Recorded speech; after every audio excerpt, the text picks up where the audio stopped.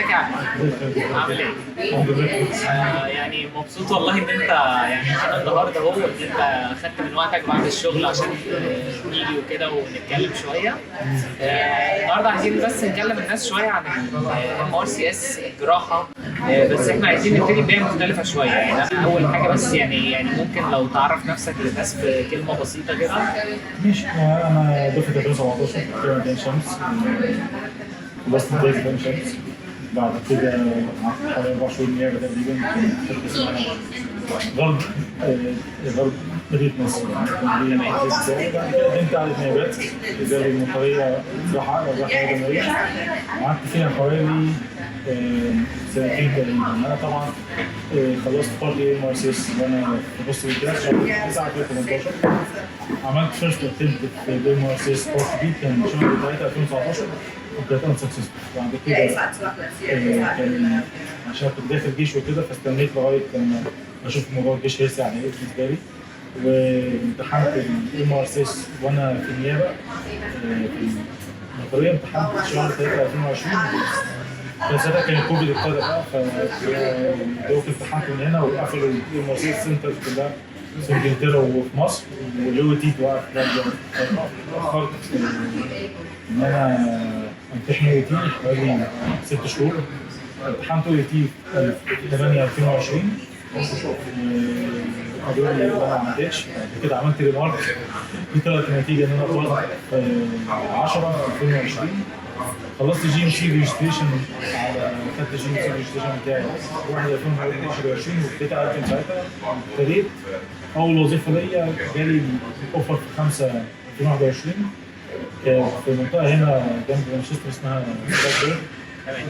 جالي في الاول اوفر 6 شهور بس شهور سينيور هاوس اوفيسر، يعني ما يعادل النايب.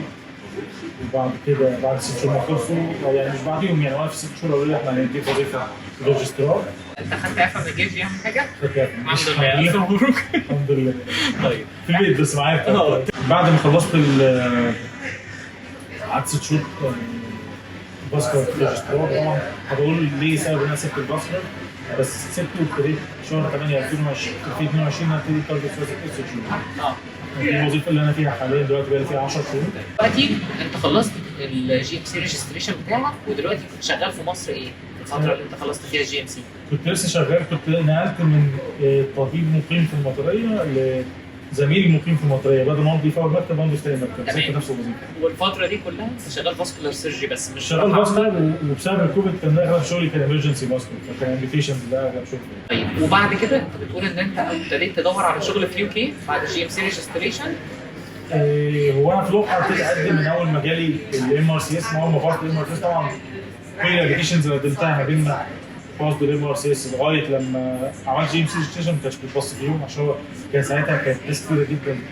يعني قبل ما انا اعدي MRCS كان بيتقال ان لو انا قدمت قبل ما اعمل GMC ريجستريشن كان في ناس ممكن يدوا لي اوفر بيندنج ان انا اخلص GMC ريجستريشن. بس طبعا وقت ما انا خلصت MRCS كان العدد اللي كان بيقدم على الدكتوراه كان كتير، فكان بيشتغلوا GMC ريجستريشن عشان ينقوا الناس اللي يدوا لهم الدكتوراه. فاخدت وقت فتره حوالي قد ايه كده لحد من ساعه الريجستريشن لحد ما، يعني خلينا نتكلم من ساعه الريجستريشن لحد اول وظيفه في انجلترا؟ ما بين الريجستريشن لغايه الوقت كان حوالي 5 شهور 4 شهور. هو قعدت حوالي 3 شهور ما فيش اي حاجه بتحصل خالص. بعد كده مره واحده جالي 3 4 انترفيوهات ورا بعض. تمام. وكنت بتقدم ساعتها على فاسكولار بس ولا بتقدم على اي جراحه؟ كنت بقدم على كل حاجه، بس هي جت لي الوظيفه بتاعتي جراحه. كان جات لي فاسكولار، بعد كده اكتشفت بعد كده بقيت هنا ان هم فاسكولار وبشيل معاها جراحه جنرال سيرجري. خلينا نتكلم الاول على الجزء اللي هو التكنيكال بتاع القصه، يعني عشان ده ناس كتير قوي بتسال عليه، الناس كلها في الكومنتس يعني عايزه تسالك خطوات بنمشي ازاي بنعمل ايه. فخلينا نبتدي من الاول. اول حاجه MRCS هل هي ينفع تتعمل وانت في امتياز؟ والله بص، هو السؤال ده يعني انا عن نفسي ما عدتش المره اللي انا كنت فيها في الامتياز. هل اقدر اقول ان السكيلز بتاعتي فرقت ما بين الامتياز وما بين المره اللي قدمت بعديها بعد سنه وانا في النيابه؟ ما اعتقدش. وانا على ما اتذكر كان اللي وقعني كان الكلينيكال سكيلز، بس انا ما اعتقدش ان هو كان الهاند سكيلز بتاعتي. اعتقد اللي وقعني في البارت دي لما قدمت وانا في الامتياز ان انا بصراحه استهيفت الهيستوري. انا قلت انا بقالي 6 سنين بذاكر ازاي اعرف الهيستوري مع يمين، وانا ام شور ان انا فيلد تو هيستوري ستيشن بتاعتي.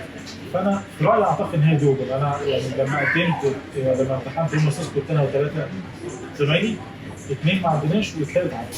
عدى وهو لسه في هو كان امتياز معايا، كان دفعتي يعني. طيب ده حاجه حلوه، لان انا اصلا كنت بسالك على بارت ايه، فواضح ان بارت بي كمان ممكن يخلص وانت في لا هو الامتياز. بارت ايه انا رايي المتواضع بارت ايه يخلص في الامتياز بسهوله جدا. بارت ايه ينقسم ل 2 سيكشن. طبعا هو الامتحان حصل فيه اتريشنز كده، كان بعد ما انا الامتحان عشان امتحنت من حوالي 5 سنين كان ممكن في اتجاهات حصلت، بس انا اعتقد ان هي بيزكس لسه هي انت عندك ينقسم من بارت ايه لتو امتحانين ورا بعض في نفس اليوم. الامتحان بيبقى حوالي عن البيزك ساينس، امتحان اسمه سيرجري ان جنرال مش جنرال سيرجري. سيرجري ان جنرال ان هو يسالك في جنرال سيرجري وكل الاستشفاءات بتاعت الجراحه، بس يعني اسئله بسيطه. انا في رايي بارت ايه عشان هو ام سي كيو وعشان الاسئله هي طبعا بحر من الاسئله، بس انت لو انت براكتس مثلا كويشن بانكس، لو انت ركزت على 2 كويشن بانكس براكتس 4-5 مرات في كويشن بانكس، زائد ان انت تذاكر البيزك ساينس من كتب الريكومند بتاعت الام ار سي اس، زائد تذاكر اناتومي من الكتاب اللي انت بتفضله اللي انت ذاكرت منه اناتومي في الكليه. بارت ايه المفروض ان هو يتعب. انا اعرف اكزامبلز كتير جدا عدوا بارت ايه اساسي في الامتحان. طيب هو في ناس بتختار انها، يعني انا على حد معلوماتي ان بارت ايه ده في ناس بتذاكر بنك اسئله اسمه اي ام ار سي اس تقريبا، يعني في ناس بتذاكر ده فقط يعني، بس هم ابتدوا يشتكوا منه في الفتره الاخيره. فهل انت شايف ان ده بالنسبه لمستوى امتياز يعني هل المفروض الناس تشترك في البنك ده، ولا هل يعني ايه احسن سورس نذاكر منه؟ والله بص، هي طبعا كل كويشن بانك دي تكلفه، يبقى انت هتدفع فلوس التكلفه دي عشان ترجع لك يعني. لو انت خدت اكتر من كويشن بانك طبعا فايده ليك. انا برضه بقول امتحاني كان من 5 سنين، بس الاي ام ار سي اس اللي امتحنته لما جيت امتحن كنت فوكس على الاي ام ار سي اس، حسيت ان اسئلته من اللي انا فهمته اقرب الى اسئله الامتحان. في كويشن بانك تاني اسمه باست تيست، ده حسيت اسئلته عمليه وهي difficult just for being difficult، مفيش اي بينفيت منه. فانا كنت فوكس ان انا اعمل ايه مؤسس مثلا خلصت الكويشن بانك 3-4 مرات، عملت اول مره من غير مذاكره، اعرف البيز لاين بتاعي. بعد كده من اول مره عرفت ان الديفكتات عندي في مثلا فليكن في السيرجيكال كريتيكال كيل، فليكن في الاناتومي، وركزت على الديفكتات اللي عندي. بعد كده عملت راوند 2 وراوند 3. عملت مره ان انا ذاكرت الباست تيست كويشن بانك عشان بس اشوف اسئله مختلفه، وانا بصراحه حسيت ان اسئلته صعبه ده بيرسونال. طبعا ممكن تكون الكويشن بانكس دلوقتي 5 سنين اكيد، ولو الناس تقدر تشوف سورسز ابديت الناس لسه معدين الام ار سي اس يبقى احسن. طيب هل انت شايف ان يعني بنك الاسئله او كده لما الاي ام ار سي اس، يعني عشان انا شايف ان ده اللي عليه اتفاق من معظم الناس، يعني معظم الناس تقول لك انا عملت اي ام ار سي اس بلس، ويبتدي يحط مع البلس دي بقى ايه، كتاب مش عارف سامي الدوس في الاناتومي اللي هو كان بيذاكر منه وهو في القصر العيني، كتاب مطري وات ايفر، يعني الناس بتتقسم هنا يعني. بس هل انت شايف ان مذاكره بنك الاسئله الصح انها تبقى مره واحده ولا كذا مره؟ لان هنا بتختلف، يعني في ناس، انا عندي واحد صاحبي بيحب يمسك السؤال يطبق عليه فاهم لحد الفجر على سؤال واحد ويفضل يعمل كده لمده السنه كلها وبعدين خلاص. وفي ناس ثانيه من النوعيه بتاعت ايه، اقلب لي البنك ده كله في 10 دقائق يعني. والله بص، هو يعني الجراحين عليهم صعب، يعني انت لو اديت جراح اي سي جي انت هتشوف مهازل، وده ينطبق في انجلترا. طبعا هنا في انجلترا الموضوع انت تدي الاي سي جي للكارديولوجي هم اللي مش موجود، انت المفروض تقرا يعني تعرف تربط الاي سي جي تو ليميت، بس هو عارف ان انت ليك فيه. فهو نفس الكلام برضه ينطبق على الاسئله، هو الاسئله في ليميت في الاسئله. طبعا انت ممكن مثلا تخلص تقرا السؤال بعد ما تخلص تفتح البيريان لاف، بعد ما تخلص البيريان لاف تخش على رادر فورد بتاع الفاسكولار تقعد تقرا منه شويه، بعد كده تخش على مؤتمر لينك 2023 تشوف ايه اخر الصيحات في الاندوفاسكولار ابروتش لعلاج الاس ام اي ريكلوجن. هو مش عاوز منك الحاجات دي كلها، هو عاوز منك ان انت الام ار سي اس في الاول وفي الاخر هو مش امتحان كونسلتنت ولا هو اكزيت اكزام، هو امتحان ان انا الراجل ده لو حطيته في الوورد كوظيفه ريجسترار ما يعملش مصيبه. تمام. هو مش عاوزك ان انت تبقى مثلا كونسلتنت، اللي هو عاوزك انت ايبل تو بيك اب لو في كلينيكال ايمرجنسي تتصرف معاها ازاي لغايه لما الكونسلتنت يجي يتيك اوفر المانجمنت، وفي نفس الوقت ان انت تعرف تمانج الدي تو دي ايشوز اللي هتواجهك في الورك. فهو مش مطلوب منك انت تبقى على هاي ليفل اوف نولج. حلو.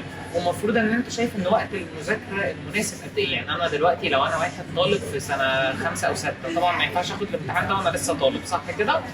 ما ينفعش تاخد بس طالب، بس هو طبعا على حسب انت كليتك هتديك الترانسكريبت او الورقه ان انت خلصت امتحاناتك. يعني في كليات بتديها بدري بعد اول ما تخلص امتحاناتك على طول. فانت لو انت وليكن مثلا امتحانك بتخلص في 12 وانت ذاكرت الام ار سيس بجانب مذاكره سته، ممكن تفتح الشهر اللي بعديه ام ار سيس. تمام. هل ده بوسيبل؟ ده بوسيبل، ما اعرفش حد عملها، بس ده لو انت كليتك تسمح لك انت ممكن تعملها. ربنا معاك طبعا تذاكر الام ار سيس بجانب سنه سته، بس يعني ده اوبشن. بس انا اعتقد طبعا فتره الام ار سيس كمذاكره دي ينطبق على لبارت ايه؟ لبارت ايه، ينطبق على الفرد. طبعا في ناس بيبيعوا نبطشات في الامتياز، ما اعرفش الكلام ده هل لسه مسموح به ولا لا، بس على ايام اللي كانت بيبيعوا نبطشات في الامتياز عشان يركز على المذاكره. فانت لو كده ممكن 4 شهور. طبعا لو انت بتنزل امتياز بجانب الام ار سيس هياخد منك وقت اطول. لو انت بتنزل امتياز معاك تنزل مكان برايفت، معاك تنزل مكان تتعلم فيه، هياخد وقت اكتر. بس انا اعتقد يعني 4 شهور مثلا بجانب شغل امتياز خفيف. تمام. 4 شهور بجانب شغل امتياز خفيف، ده بالنسبه للطالب المتوسط. يعني انا دلوقتي هسالك برضه عشان السؤال ده بيتسال كتير. انا واحد تقديري في الكليه طول عمري مقبول، وعايز اعمل الام ار سي اس ونفسي ابقى جراح، تمام؟ فهل انا هينطبق عليا الكلام ده، ولا انا مثلا المفروض يعني برضه هاخد 4 شهور في المذاكره؟ هل هقدر؟ والله هو انا اللي بلاحظه في الكليه ان كل ما الوعي بيقل كل ما بتوصل لاماكن احلى بعد ما يعني بتسيب، يعني بعد ما تسافر بره مصر بتوصل لاماكن احلى. انا اقول لك الترتيب، انا باسكر في انجلترا وصاحبي كان اقل مني ب200 وهو دلوقتي في امريكا في نيويورك شغال انترنال ميديسن في مكان حلو جدا في نيويورك. فطبعا يعني هي بتختلف، ما تربطش نفسك بتقديرك في الكليه، اربط نفسك بشوف انت يعني كينة دي على المذاكره وانت امكانياتك قد ايه. في ناس كانوا شطار جدا مثلا ما كانوش بيذاكروا في الكليه، وانا منهم بصراحه. عمري ما استويت في الكليه نهائي يعني، ولا كنت شايف ان الايام بتاعت الكليه، او انا كنت شايف ليه اوبشن ان انا اقعد في الكليه. كنت عاوز اسافر، فما ذاكرتش في الكليه. طبعا لو انا كنت ذاكرت في الكليه وكان جاي نيابه ما كنتش هسافر، فالحمد لله انا ما ذاكرتش. بس انا اعتقد ما تربطش نفسك بتقدير الكليه، اربط نفسك اكتر شوف انت يعني انا لو جايب بالظبط. يعني انا لو جايب مقبول هحتاج اذاكر برضو، يعني هقدر اذاكر الام ار سي اس. انت مش شايف ان فيها مشكله بس هاخد وقت ممكن اطول، ولا انت برضو مش شايف ان الوقت هيفرق؟ يعني مش خلصها في 4 شهور برضو. انا مش شايف معرفة. يعني مثلا لما امتحنت ام ار سي بارت ايه، الثلاثه اللي امتحنوا مع بعض، الاثنين اللي ما عدوش كانوا اعلى ترتيب فينا واقل ترتيب فينا، اللي هو انا وصاحبي، واللي في النص عدى. فهي دونت تيك ان ريتيف ده كله. انت اختصار شديد جدا، اعمل انت هات لك لو انت عاوز تعرف امتحن لك هات اشتري في كويشن باك واعمل تيست ران. يعني بس شوف انت تعمل بريك، ممكن تعمل راندوم تيست يقول لك التسجيل بتاعك عامل ازاي، وذاكر وشوف انت بتحسن لقيت نفسك انت ما تتحسنش في الريت المناسب، خلاص ما تركزش ان تحل المره الجايه احجزه اللي بعديها. بس هو دلوقتي انا شايف بصراحه معاك يعني الكلام في المذاكره بتاعت الامتحان الفتره دي مش هتفرق دلوقتي. انت كده كده الام ار سي بارتي في مصر اوفر بوك. يعني عشان تلاقي مكان هتضطر تحط على ويتنج ليست. ناس محطوطين على ويتنج ليست بارت ايه بقى لهم سنه وخلاص، يعني دفعوا فلوس من سنه لسه هيمتحنوا كمان اسبوع. ف ما افتكرش ان دي هتفرق قوي دلوقتي. طيب يعني احنا كده عشان نسمرايز الجزء بتاع بارت ايه، انت شايف ان يعني لو انا فاهمك صح، يعني لو انت هتزود حاجه برضه قول لي. انت شايف ان بارت ايه يقدر يعمله طالب لسه في امتياز او لسه مخلص سنه سته، انت مش شايف فيها مشكله لو اداله 4 شهور في المتوسط مذاكره بس عنده وقت فاضي ان هو يذاكر، ولو هو هيذاكر في ام ار سي اس مع كتاب الاناتومي اللي هو كان بيذاكر منه ايام الكليه. بلاش برضه موضوع يذاكروا في سته. انا مش عاوز برضه الناس تاخدها القراءه وكده يعني ده نفسه في سته وما يعديش سته وفي الاخر يستنى. فلا بلاش برضه معاه، خلينا سيف نقول في امتياز. بالنسبه لموضوع المذاكره انت الحل بتاعك هتحل من ام ار سي اس، زائد لو انت عاوز تحل من سورس الناس بتريكومند اعمله. مثلا كان على ايامي كان في سورس بتاع بوست تيست، كان في سورس حاجه اسمها فوزيه شيتس، كان في مش عارف النوتس بتاعت ناس كتير جدا بيعملوا كورسات لو انت عاوز تذاكر منها. كويس ان انت اتكلمت في النقطه دي. بالنسبه للكورسات، هل انت شايف ان بارت ايه محتاج كورس او ان الكورس بيساعد الناس تنجح اكتر، ولا انت شايف ان هي مش فارقه قوي؟ انا ما اعرفش حد ياخد كورس في بارت ايه بصراحه، فما اقدرش افيدك اكتر. انا بيرسونالي ما خدتش كورسات في بارت ايه، وذاكرت انا ما بين اي ام ار سي اس. وفي كتب اسمها باستس دي حلوه جدا لمذاكره السكشن بي بتاع بارت بي اللي هو بتاع سيرجري جنرال، مع في كتاب اسمه دافتري ده للبيزك ساينسز، مع السورس انت ازاي منه الاناتومي اللي انت متعود عليه، عشان هو الاناتومي ده فوتوجينيك في المكان اللي انت يعني سواء فوتوجينيك او فوتوجينيك. فلو انت متعود على كتاب دماغك السيستم على كتاب معين، هتلاقي ده حاجه ليك في الاناتومي. مفيش تغيير فيه خصوصا في 50 سنه اللي فاتوا 50,000 سنه. يعني غالبا يعني اكيد ما اكتشفوش حاجه جديده. حتى اللي مش كده هتبقى 5 سنين ممكن يكتشفوا حاجه الله. طيب حلو قوي. ده بالنسبه لبارت ايه. كده خلصنا بارت ايه، ننقل بقى دلوقتي على بارت بي. انا خلصت امتحان بارت ايه، انا دلوقتي عدى على امتيازي 5 أو 6 شهور. خلي بالك امتيازي السنه دي يعني خلاص مؤخرا بقى تقريبا سنتين امتياز و5 طب، فغالبا احنا بنتكلم دلوقتي مع ناس هتخلص ال5 سنين بتاعت الطب وبعدين تدخل السنتين بتوع الامتياز. هو خلال 6 شهور او سنه اللي هي اول سنه في الامتياز بتاعته خلص بارت ايه ام ار سي اس. الخطوه اللي بعد كده هو دلوقتي يعمل ايه؟ يدرس ام ار سي اس بارت بي، ولا هل هو محتاج مثلا سيرجيكال سكيلز؟ يعني ايه الخطوه اللي بعد كده بالنسبه لبارت بي؟ والله انت يعني موضوع كده سنتين بتاعك ما تفكرش فيه، بس هو انا لو كده استنى امتحن انا كده انت قاعد دلوقتي مخلص كده، خلي البارت بي في اخر الامتياز. طبعا ما اعرفش دي يعني السنتين هيتقسموا ازاي، بس اي سسبكت انت كده هيكون مثلا 6 شهور بقى بيور جراحه. فانت في 6 شهور دول هيمشي ايديهم شويه في السكيلز. طبعا انت عندك البارت بي متقسم 13 ستيشنز بلس 2 ستيشن بيبقوا تيست معهوش بوينتس، هم بس بيختبروا ستيشنز جديده على الناس، وعليهم 2 ستيشنز تيست. دول حوالي 20 ل 22 ستيشن. بيتقسموا عندك 8 ستيشن نولج و10 ستيشن سكيلز. ده مش نظري، ده عملي. ده اللي هو الاوسكي، هم كلهم ستيشن اوسكي. عندك ال8 ستيشنز النولج بيتقسموا 3 اناتومي، 3 سيرجيكال كريتيكال كير سيرجيكال بيشنتس، وعندك 2 باثولوجي. دول هيتذاكروا. هو صراحة يعني دول الكوليدج ما عندهاش اكستنسيف كويشن بانك في البارت بي. الاسئله اللي بتيجي الناس مور لسه عارفاها. انت لو خدت كورس مع حد بقاله فتره بيدي كورسات هتعرف اغلب الاسئله الكومن ايه، مع انك انت تذاكر من نفس الريسورس بتاع البارت. ده بالنسبه للستيشنز كلها ولا ستيشنز الباثولوجي تحديدا؟ لان انا حسيت ان انت وقفت عند دي بالذات. لا ستيشنز كلها. الاناتومي الاناتومي والكريتيكال كير والباثولوجي. لو انت خدت كورس مع حد من الناس اللي بيدوا مرسيس غالبا انت يعني نادرا ما تلاقي حاجه بتطلع بره الكويشن بانك، بس في حاجات بتطلع بره. فانت بتريكومند في بارت بي على عكس بارت ايه، انت بتريكومند ان بارت ايه كده انا خلاص مش هاخد كورس، انما بارت بي انت بتريكومند ان غالبا هنحتاج ناخد الكورس. انا بصراحه ريكومند عشان انت الجراحه راح فانت تذاكر، وهو بيسالوا في بارت بي في تفاصيل. فهنا الانجليزي هنا متعودين ان هم حتى الانجليزي نفسهم بياخدوا كورسات مع مصريين. عشان هم المصريين يعني بيعرفوا الكويشن بقى، هم مش بيعرفوا اغلب الكويشنز الكومن ايه وبيركزوا عليها. دول ال8 ستيشنز اللي هم المور ليس نظري. بعد كده عندك 10 ستيشنز اللي هم العملي، قسموا ل 4 كوميونيكيشن سكيلز و4 كلينيكال اكزامينيشن و2 بروسيجرز. 4 كلينيكال اكزامينيشن هم اللي هو عليك برضه ممكن معلومات تكون مش يعني مش اب تو ديت قوي، بس علامات اكتر. عندك 4 اللي هم الكوميونيكيشن سكيلز، 2 كوميونيكيشن سكيلز جيفنج انفورميشن زي مثلا ديليفرينج باد نيوز وانجري بيشنت.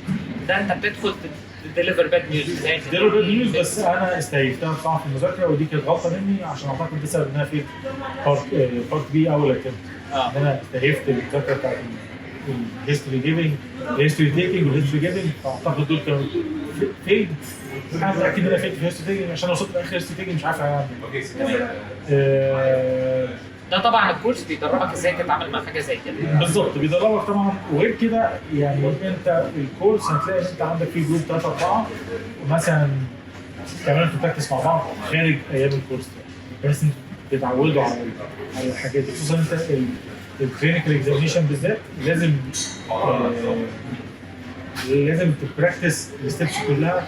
يعني ايماجين البيشنت قدامك وتبراكتس كل حاجه بحيث ان انت تعرف تخلص كل البوينتس تخلصها في 6 دقائق. البارت بي الفيرست عندك 6 دقائق ديسكشن او 6 دقائق الاكزامينشن بتاعك و3 دقائق ديسكشن. تمام. فانت لازم تخلص كل اللي انت عاوز تخلصه في 6 دقائق. معلش يا علي عشان نرجع بس عشان ما نتلخبطش قوي. تمام. احنا دلوقتي ايه الستيشنز الوسط دول كلهم اللي مبنيه على الجراحه او ممارسه الجراحه؟ يعني انت بتكلمني في كوميونيكيشن سكيلز، احنا كده خرجنا بره الجراحه. انا عايز اعرف هم كام ستيشن منهم لها علاقه بسيرجيكال يعني معلومات سيرجيكال، يعني حاجه زي مثلا ان انا اشتغلت زي ده قبل كده فدي هتفيد. لا هي مفيش اوبرتيف سكيلز يعني هي دي مش موجوده في بارت بي.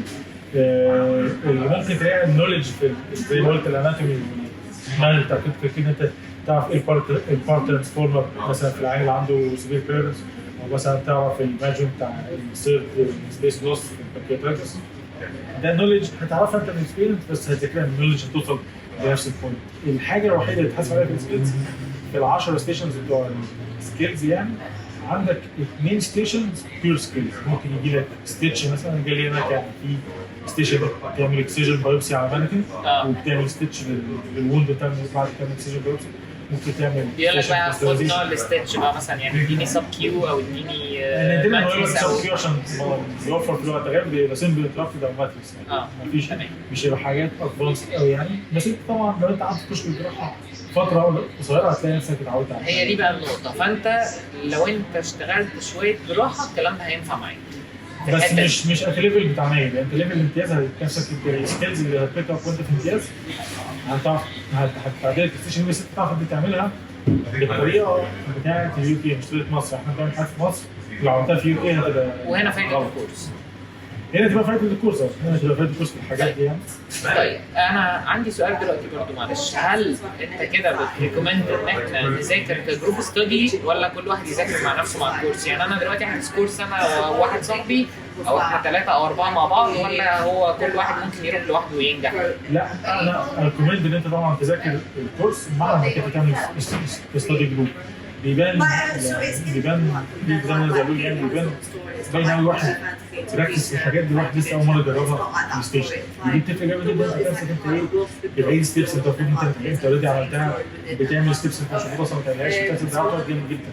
بتمسك الحاجات اللي المفروض تاخدها ما تلحقش تعملها. خلاص طبعا البراكتس بيفرق. وعايزين وقت قد ايه عشان نذاكر؟ يعني انا دلوقتي هحجز كورس، انا بلاش اقول اسماء كورسات عشان ما يبقاش مثلا بنزق الناس ناحيه حته معينه. انا بتهيألي هم 3 4 اسماء اللي مشهورين يعني. مور لسه اغلب المصريين او هم 3 4 اسماء. طيب عاده محتاج وقت قد ايه؟ يعني انا دلوقتي انا خدت الكورس الام ار سي اس بارت بي، الكورس عاده بيبقى وقته قد ايه وانا محتاج قبله او بعد وقت قد ايه مذاكره؟ انا اتذكر في الكورس اللي انا خدته البارت بي بتاع 12 خلصناه في 2 تمام. كان امتحان في 3 حلو. فكده 4 شهور انا حاولت ممكن ده ان شاء الله شهرين. احنا بنتكلم ان قصه الام ار سي اس دي كلها ممكن تتلم في سنه لو حد ديديكيتد ليها قوي، اكتر من سنه يعني سنه ونص لو على حسب المواعيد بتاعت الحجز طبعا. بس انا قصدي لو المواعيد متوفره بتتكلم في 8 شهور لسنه ونص بالظبط. اعتقد انسب تايم لاين يعني. في سؤال بقى بيتكرر بالنسبه للجزء ده قبل ما نقفل البارت بي. في ناس بتسال هل التخصص بيفرق ولا لا؟ يعني انا لو واحد دلوقتي تخصصي جراحه عامه، واحد تاني هو نايب، لان احنا برضه في ناس بتذاكر بعد ما دخلت النيابه. انت نايب فاسكولار، ده نايب عظام، ده نايب كارديو ثوراسيك سيرجري. طبعا احنا السيستم عندنا في مصر المفروض جنرال سيرجري في الاول، فندخل سبيشاليتي على طول. هل في حد فينا بيبقى ليه افضليه؟ هل بتاع الجنرال سيرجري هيبقى احسن واحد في الامتحان؟ طبعا ده بتفرق بصراحه.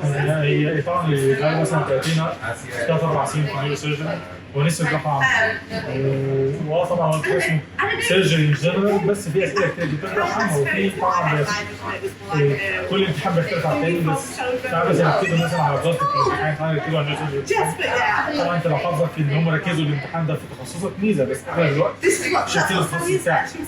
فهي بتفرق في التخصص، بتفرق في التخصص في الجراحه عامه. يبقى هو لامم همه بالحاجات عشان بحكم شغله طبعا الجراحه عامه اول حد بيستهلك اي حد بيستقبل اي حاجه تيجي، فهو بيعرف مور ليس الحاجات اللي سيرجري وبلاستيك حاجه زي السعريه هو بيعمل كل هو بيبقى مور ليس اب تو ديت في اغلب الحاجات. خصوصا بيت سبيشالايز مفصولين عن بقيه السبيشالايز ما يعرفوش الجديد يعني. طبعا الجراحه عامله عضليه بس انت لو ذاكرت هتوصل نفس الكويس، محتاج انك تركز على الحاجات اكتر. طيب بالنسبه بقى اخر حاجه، انا مش عايز اتكلم عن امتحان الانجليزي، بعد كده بنعمل امتحان الاو اي تي او الانجلش تيست يعني او الايلتس، الناس كلها بتعمل او اي تي وبعد كده الريجستريشن. القصه دي ممكن نبقى ايه نتكلم عنها بعدين لان دي يعني قصه جنرال شويه بالنسبه للكل. انا دلوقتي خلصت وانا في الامتياز وخدت الام ار سي اس. بعد كده لما اجي اقدم على انجلترا انا مرعوب لان انا واحد ايذر ان انا شغال في واحده صحيه في التكليف بتاعي، او انا يا دوب خلصت امتيازي وبعد كده استلمت نيابه، ممكن اكون استلمت نيابه تدريب او بطن او ايا كان وعايز اقدم على جوب يو كي. فانا دلوقتي مرعوب ان انا هاجي هنا هتفضح. ليه؟ لان انا راجل ما اشتغلتش جراحه غير مثلا شهرين في الامتياز، ما اعرفش اي حاجه غير ان انا وقفت في الاستقبال شويه وجاي هنا بقدم على جوب. فانا انت يعني في اللحظه دي المفروض اقدم على جوب في انهي ليفل؟ انا المفروض اقعد استنى شويه الاول اخد شويه خبره قبل ما اسافر؟ لا انا راجل معايا المفروض ان انا معايا ام ار سي اس. لا بص انا جيت طبعا لما جيت الانجلترا كان الدكتور عندي مثلا خبره حوالي 18 شهر. ماشي انا كنت اعرف اشتغل ريجسترار ماي ليفل كويس بس مش ليفل ريجسترار لما وصلت.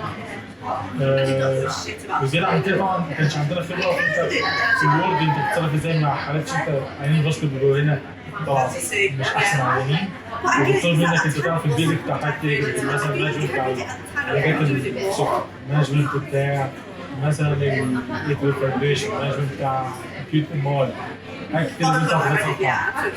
انا لما جيت كنت خايف جدا الموضوع ده. انا حظي ان انا لما جيت كنت بدوني فتره شادو حوالي شهر، دي كانت فتره حلوه جدا ان انا القط البيزك.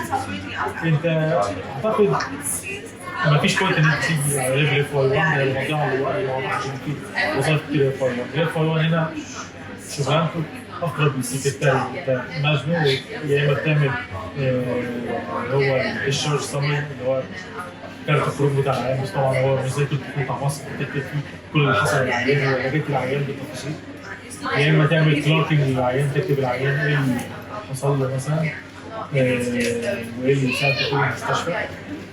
فأنا أعتقد إن أنت مثلا لو هتقعد مثلا فترة شادو حوالي شهر مثلا تلقط فيها البيز بتاع الاف واي 1 عشان ساعات هتطلب منك تعمل شغل اف واي 1 بس مش هياخد وقت منك تلقط وتعرف شغل الاس اتش او. فأنت شغل الاس اتش او في ميزة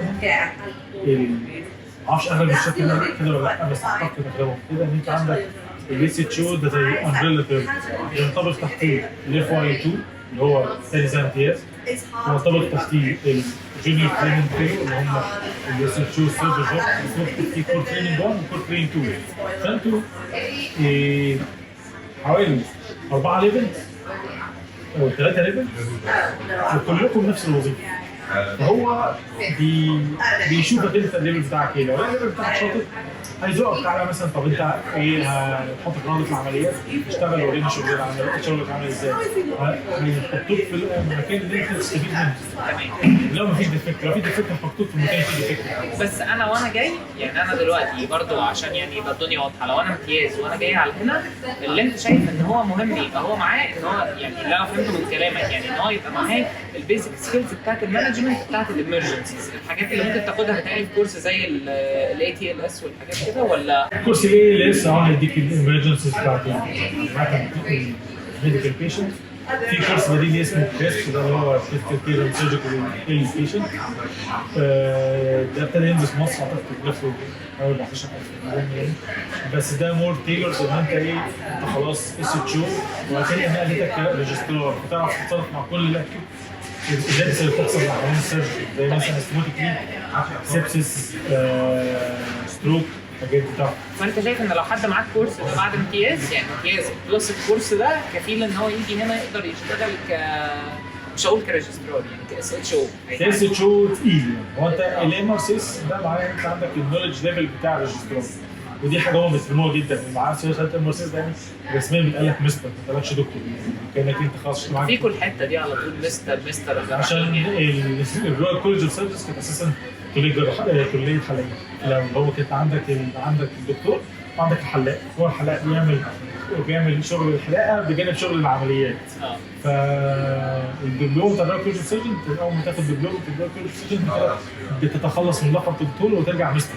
فعشان كده هنا السيرجنز اول ما راحت المؤسسه قال لك مستر، ده المفروض الكلام الرسمي. هم ما فصلوا خلي بالك عنكم نجحوا يعني، دلوقتي بقى في تشينز للحلاقين ما شاء الله، ولو قلت له تعالى بس مش هيرضى. والحمد لله ان اللي بيفتح علينا وما بيفتح علينا، بس هي دي القاعده العامه بتاعت الجراحين هنا في انجلترا بيفتخروا في الموضوع ده يعني، الا مثلا يعني هو ما يتخلاش عن لقب مستر الا لو بقى مثلا بروفيسور. ساعتها هيرجع يقول لك انا بروفيسور، انا غير كده. امال امتى بتاخد سيرجي بقى يعني ولا دي؟ لا ده بدك مجدي يعقوب بس مجدي يعقوب ده معاه انا المستشفى اللي انا فيها هو فتح فيها مثلا هو معاه ام ار سي اس، معاه معاه ام ار سي اس ومعاه ام ار سي بي اونري ومعاه ام ار سي بي اونري ومعاه كذا حروف كده جنب اسمه. الحمد لله هو اسمه مكتوب على مرتين عشان يخلصوا حروف كلها. فده السير مجدي يعقوب. ده اسمه مكتوب في المستشفى اللي انت فيها؟ هو فيها مبنى عندنا اسمه مكتوب فيه. لا هم كارسون كده بيفتخروا ان هم يعني في عيال يقول لك لما عملوا العمليه السير مجدي يعقوب كان موجود في الوسط، ده بالنسبه له ده ايه يعني غير بقيه العيانين.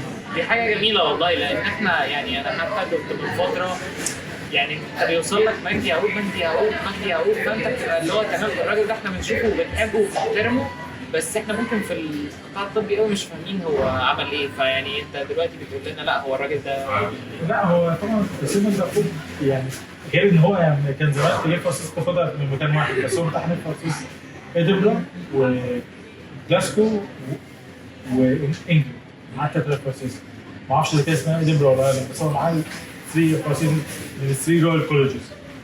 وغير كده طبعا هو انجازاته الناس بتتكلم عنها، احنا في عيانين مثلا لغايه قريب السير مجدي يعقوب بيتصل بجارد سيرجن يقول العيان ده اشتغلته من 40 سنه يعني he wasn't expected ان هو يفضل عايش 40 سنه بعد عمليه ساعه 40 سنه عمليه، فتعالوا تتصرف شوفوا تعمل له ايه. انت عشان اشتغلت فتره معاهم في الكارديو ثوراسيك يعني هو الناس يعني بيعاملوه مثلا زي يعني محمد صلاح زي محمد صلاح كده. بس نرجع لموضوعنا الليفل اللي انت اكسبكت. انا رايي ان انت تيجي كريجسترار لو انت الاكسبيرينس بتاعتك في الشغل الريجسترار، انا اعرف ناس جم على الريجسترار جوب بس ده عشان هم قدروا يوصلوا اكسبيرينس. يعني واحد دفعتي جه بعدها مثلا قرب سنه تقريبا بس جه على الريجسترار جوب عشان هو يشتغل في تخصصه ليفل ريجسترار. الريجسترار ده اللي هو السي تي 2 او اس تي 3 اس تي 3 هو جه على الريجسترار جوب واشتغل ريجسترار جوب. طبعا فتره شادو ينجله هو صعوبه عنده ان هو يلقط شغل الاف 1 شغل الاف 2 او شغل اس 2 قبل الريجسترار عشان يعمل بيزنس كويس. بس احنا بنسمع ساعات عن ناس يعني ممكن يقول لك انا جيت انجلترا على ريجسترار وبعدين هم نزلوني اس اتش او عشان مستواي مش كويس، فهل دي حاجه كمان؟ انا نادرا ما اسمع عن الموضوع ده يعني، بس اعرف هو غالبا هيبقى سبب انت مش قادر. انت الاس اتش او لو اتزنق في حاجه هيكلمك انت، فانت ممكن مثلا يكلمك تعالى ركب كانولا في عيان، تعالى ركب يورينري كاستر في عيان، تعالى في عيان داخل في فاست ايه نعمل ايه. فانت لو انت البيزكس عندك مش كويسه ممكن يقول لك ترجع اس اتش او وشوف الموضوع ده هتعملها ازاي. نفس الموقف برضه لو انت البيزنس بتاعتك كريجسترار انت طبعا في سبيشاليتيز متوقع ان انت تنفع تشتغل عمليات معينه ات ليفل. يعني مثلا كريجسترار فاسكو متوقع منك انت تعرف تعمل امبيتيشن، تعمل مثلا تو امبيتيشن، تعرف تعمل ترمبل رينج بيرسي لوحدك. نفس الكلام مثلا في اليورولوجي تعرف تعمل سكروتال اكسبريشن، تعرف تعمل انسان برين بلاكس تروح عامه مطلوب منك تشتغل زوايد لوحدك، تشتغل مراره وزميل سكروتيشن.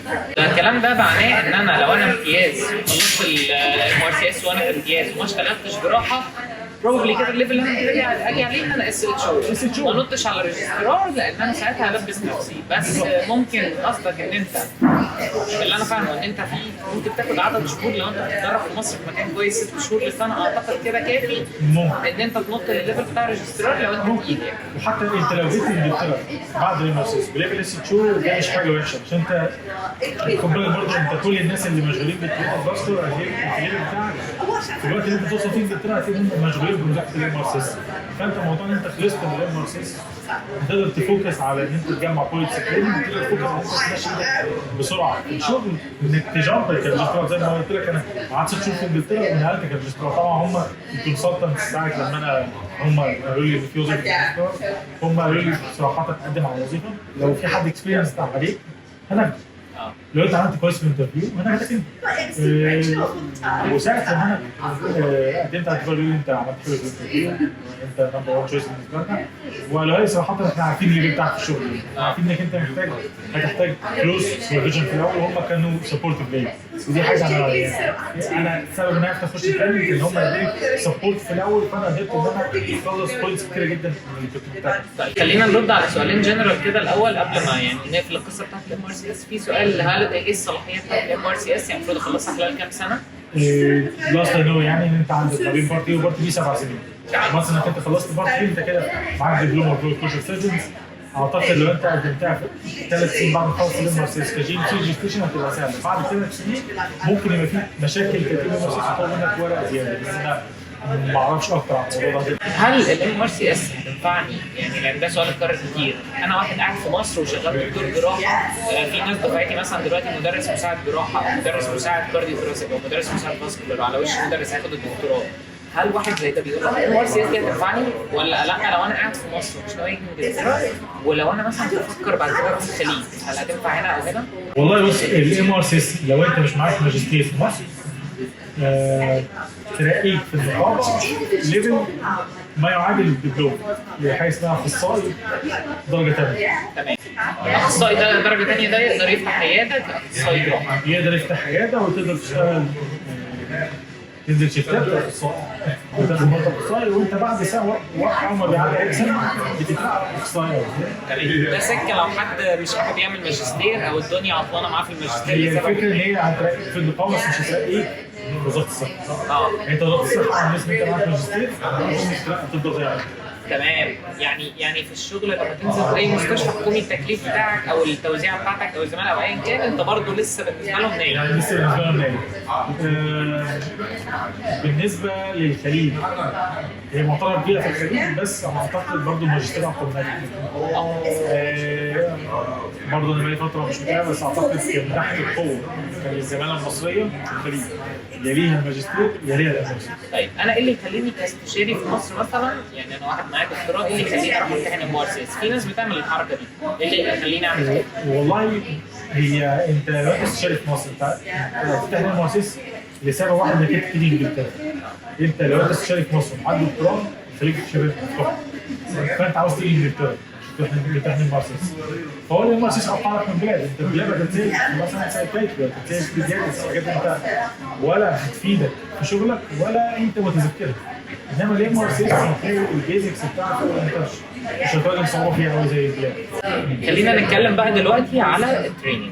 انت دلوقتي جيت هنا اشتغلت في انجلترا فتره فاسكولار سيرجري لو انا فاهم صح، بعد كده اخدت وظيفه لفتره معينه كارديو ثوراسيك سيرجري، وبعد كده هتبتدي ان شاء الله التريننج بتاعك كفاسكولار سيرجن اس تي 3 ان شاء الله. طيب التريننج ده انت ازاي يعني انا دلوقتي لما اجي انا خلصت الام ار سي اس وانا في امتياز واشتغلت في مصر 6 شهور لسنه، خدت خبره مثلا في الجراحه وشغال جراحه عامه او شغال عظام او شغال ايا كان، وعايز اجي هنا ابتدي تريننج، هل لازم اجي على اجي على سيرفيس جوب الاول؟ هو انا اعرف لما انا كنت بجهز التريننج مره سيرفيس، كنت اعرف واحد جاي من كينيا هو حاليا شغال في سيرفيس جوب، بس هو ابتدى السيرفيس جوب دي في شهر 2 وهو من قبلها هو اوريدي ابلايد في التريننج وكان اوريدي جاله انترفيو نعمل يبتدي شغل في التريننج. انت التريننج عندك في كذا مرحله ممكن تخش بيهم تريننج. عندك حاجه اسمها كور سيرجيكال تريننج ده اللي هو السي اس تي، عندك ده بيبقى سي اس تي سي اس تي ده تحت الامبريلا بتاعت الاس اتش او. بعد ما تخش كورس دول يعتبروا سنتين جراحه عامه صح كده ولا مش جراحه عامه؟ سنتين يعني سيرجيكال وورد عامه. هو سنتين روتيشن. انت طبعا الكورس سيرجيكال تريننج ده انت ممكن تخش وانت عاوز تشتغل عظام او فاسك او يورولوجي جراحه عامه او بلاستيك. طبعا انت لو انت مع كورس سيرجيكال تريننج بتختار انت عاوز الكورس التريننج بتاعك الفليفر بتاعه يعني مثلا مينلي بلاستيك مينلي اورثوبيديك، ممكن يبقى سبليت ما بين جراحه عامه وفاسكولار لو انت مختار بين الاثنين. ده بتختار هي انت بتعمل رانكينج واللي بيجي تمام، بس هم بيراعوا يعني ان انت مثلا عايز تتخصص اورثوبيدكس بعد كده فبيحاول يحطك روتين يحطك في الرانكينج بتاعك اصلا. انما انت لو مثلا اللي مقدمين قبليك على اورثوبيدكس كتير هو يبقى عارف ان هم ليهم برايورتي. ليهم برايورتي بالظبط. فده اوبشن. تاني اوبشن اللي انا عملته ان انا قدمت على هاير سبيشالتي تريننج اللي هو اس تي لغايه اس تي. كور سيرجيكال تريننج هل ينفع اقدم عليه وانا معايا MRCS ولا ما ينفعش؟ كان من سنتين الام بارت ايه بتديك بوينتس، الام بارت بي بتديك بوينتس في السيرجيكال تريننج، بس انت اللي معاه ام بتديله بوينتس اعلى، وطبعا دي بتساعدك ان انت ازاي وظيفه. هم غيروها السنه اللي فاتت، ده طبعا حاجه ناس كتير جدا زعلوا منها، ان هم ما بقوش بيدوا بوينتس على الام بقوا بيدوا بوينتس على زي ما اسمه اللي هو مالتي سبيشالتي، مش متذكر بقيت في الامتحان عشان محدش بيفتكر ريكروتمنت اسسمنت تقريبا حاجه زي كده. هو الفكره ان هو نفس يعني انت يعني لو انت هتقيمني على امتحان دمه تقيل. معلومات الجراحه ما تختارش امتحان الجي بي والراديولوجي والباثولوجي وكذا تخصص تاني بيستخدمه. انت كده يعني حولت الناس اللي عاوزين يخشوا جراحه مع ناس بيقدموا على جراحه هم اصلا قادرين على الجي بي بالظبط.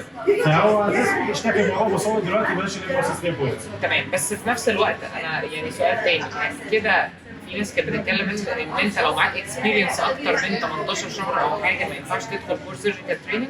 ده برضه نفس البوينت، انت لو معاك اكسبيرينس اكتر من 18 شهر you're not eligible for course certificate training. فانا لما جيت انجلترا كنت اوريدي عديت 18 شهر يعني، فقدمت على طبعا كورس سيرجيكال تريننج هاي سبيشالتي تريننج. وما ينفعش تقدم كورس سيرجيكال تريننج ساعتها؟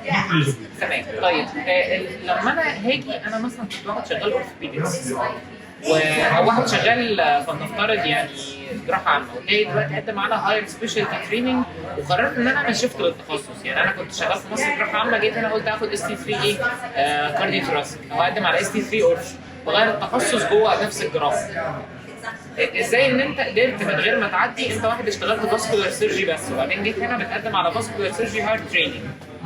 ايه السكيلز اللي فاتتك في كورس سيرجيكال تريننج اللي انت محتاج تعوضها؟ والله الكورس سيرجيكال تريننج حاليا بقى سيرفيس بروفيجن، والناس نفسهم بيشتغلوا بيقول لك ان انا وظيفتي كلها ان انا بخدم على وورد، مفيش وقت بروح في عمليات، مش قادر احقق كويس. طبعا انت عشان تعرف انت ايه محتاج تعمله لازم تعرف هتتحاسب ازاي في الهاير سبيشالتي تريننج. الهاير سبيشالتي تريننج هو التخصصات بتحاسب انت عندك هي بوينت بيزنس سيستم، وعلى حسب البوينت بتاعك بيقول لك بيعمل لك كام، وهو عنده عدد وظائف محدد فبيدي الوظائف عند لاول مثلا لو عنده 35 وظيفه هيدي الوظيفه لاول 35 وقت. فانت مفيش الدنيا ازاي؟ خليك انا كنت عاوز على راسي، فانا دخلت قدمت سيلف اسسمنت بورد بتاع الباسكت بوينتس الباسكت هاي سبيشال بينتصر انت عندك تلتين الفاينل سكور بتاعك الانترفيو سكور، والتالت في حاجه اسمها سيلف اسسمنت سكور، والسيلف اسسمنت سكور ده برضه هو بيحدد الرانكينج بتاعك اللي يحدد تنجيلك الانترفيو. بمعنى انت بتشوف البوينت بتاعك ايه تعمل كاونتر تشيلت سيلف اسسمنت سكور على حسب الكوتش بتاعك. السيلف اسسمنت سكور بيعمل رانكينج لكل الناس المهمين، اعلى 91 بيجي له انترفيو، بتعمل انترفيو بعد كده يجمع الانترفيو سكور مع السيلف اسسمنت سكور بتاعه يطلع الفاينل سكور بتاعه، والفاينل سكور بتاعه اللي بيحدد الرانكينج بتاعك في الاخر. طيب السيلف اسسمنت ده بنجيبه على الموقع اللي هو اوريال صح كده لو انا فاهم صح؟ اوريال ابلكيشن هو موجود اونلاين، انت هتلاقي الناس المنتجين جايلهم السيلف بيفتحوا لهم السيلف اسسمنت سكور في التقديم بتاعك. انا قصدي عشان ابتدي ابريبير من بدري، يعني انا دلوقتي واحد في امتياز فعايز ناوي مثلا انا عايز اخد اورثوبيدكس في بريطانيا، فهبتدي من دلوقتي اشوف السيلف اسسمنت بتاعه وابتدي احاول اظبط البورتفوليو بناء على السيلف اسسمنت سكور. هتلاقي مواقع كتير حطوها اونلاين، زي تريننج بورتال هنحطه اونلاين في فري للجنرال سيرجري وفاسكولار، الاورثوبيدك في موقع اسمه بورتال بادي، وانت لو دورت اونلاين هتلاقي مش هتغلب فيه، بس طبعا انت مش انت مش جرانتي ان هو يبقى كل سنه نفس السكور، يعني انت ممكن تظبط البوينتس بتاعتك على سكور معين هم السنه بعدين يقدروا يغيروه. احنا بنسمع ان الكورس سيرجيكال تريننج اسهل في دخوله من السبيشالتي تريننج كتير، هل ده صح؟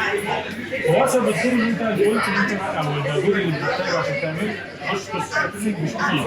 انت مثلا فليكن محتاج تقعد تحتاج عدد تكون بتاع 1000 40 عمليه مش اشتغلت محتاج تكون بتاع 1000 40 عمليه، محتاجه يكون عندك برزنتيشن ليفل معين، جاست وان برزنتيشن على كل ما يجي مثلا ريجنال او لوكال او ناشونال او انترناشونال او يكون توصل منك عدد واحد بس. زي ما بقول لك انا مش متابع اول كورس كتير عشان ما اهتمتش بيه ان انا اخش عليه، بس هو كايفيدنس وايز اسهل من الهاي سبيشاليست. فده حاجه اسهل انك انت تخش، بس طبعا انت لازم تشوف انت الليفل بتاعك ايه. لو انت مثلا اوريدي مثلا يعني مش هقول لك انت لو عديت 18 شهر مش هتخش كورس سيرجيكال، بس لو انت مثلا بقالك 16 شهر كورس سيرجيكال في مصر وتقدر 18 شهر كده تقدم كورس سيرجيكال، ولما تيجي تقدم تخش كورس سيرجيكال خلاص دلوقتي على خلاص كورس سيرجيكال انت شغال مثلا ممكن 40 او 50 شهر. طب انت ليه بقى عشان تاخد سيرجيكال ما دام انت ممكن 6 شهور او سنه ليه ما يبدا في هاي سبيشاليتي؟ حلو قوي. فانت شايف ان سنين الكورس سيرجيكال تريننج فيها جزء كبير جدا مضيع على الوقت ومش مستاهله ان احنا يعني لو انت قعدت في مصر شغال جراحه فغالبا هتاخد مور اكسبيرينس في الفتره دي عن اللي هتاخده هنا.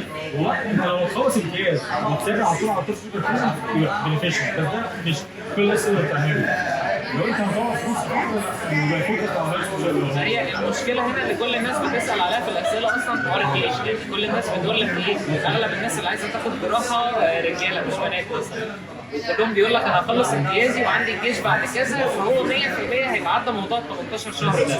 لو انت جيش انت شوف انت هيجي لك ايه في الجيش وليه اسئله انت الفوكس بتاعك فوكس في الجيش خاص امتحانات خلاص المارسيس بارت اي ودي والاوتي استنى بس لما تخلص جيش وقت لما تخلص جيش انت قعدت مثلا 3 سنين ضرب الامتياز معدل مختلف عن لو انت عسكري معدل مختلف عن لو انت يعني ما خدتش جيش.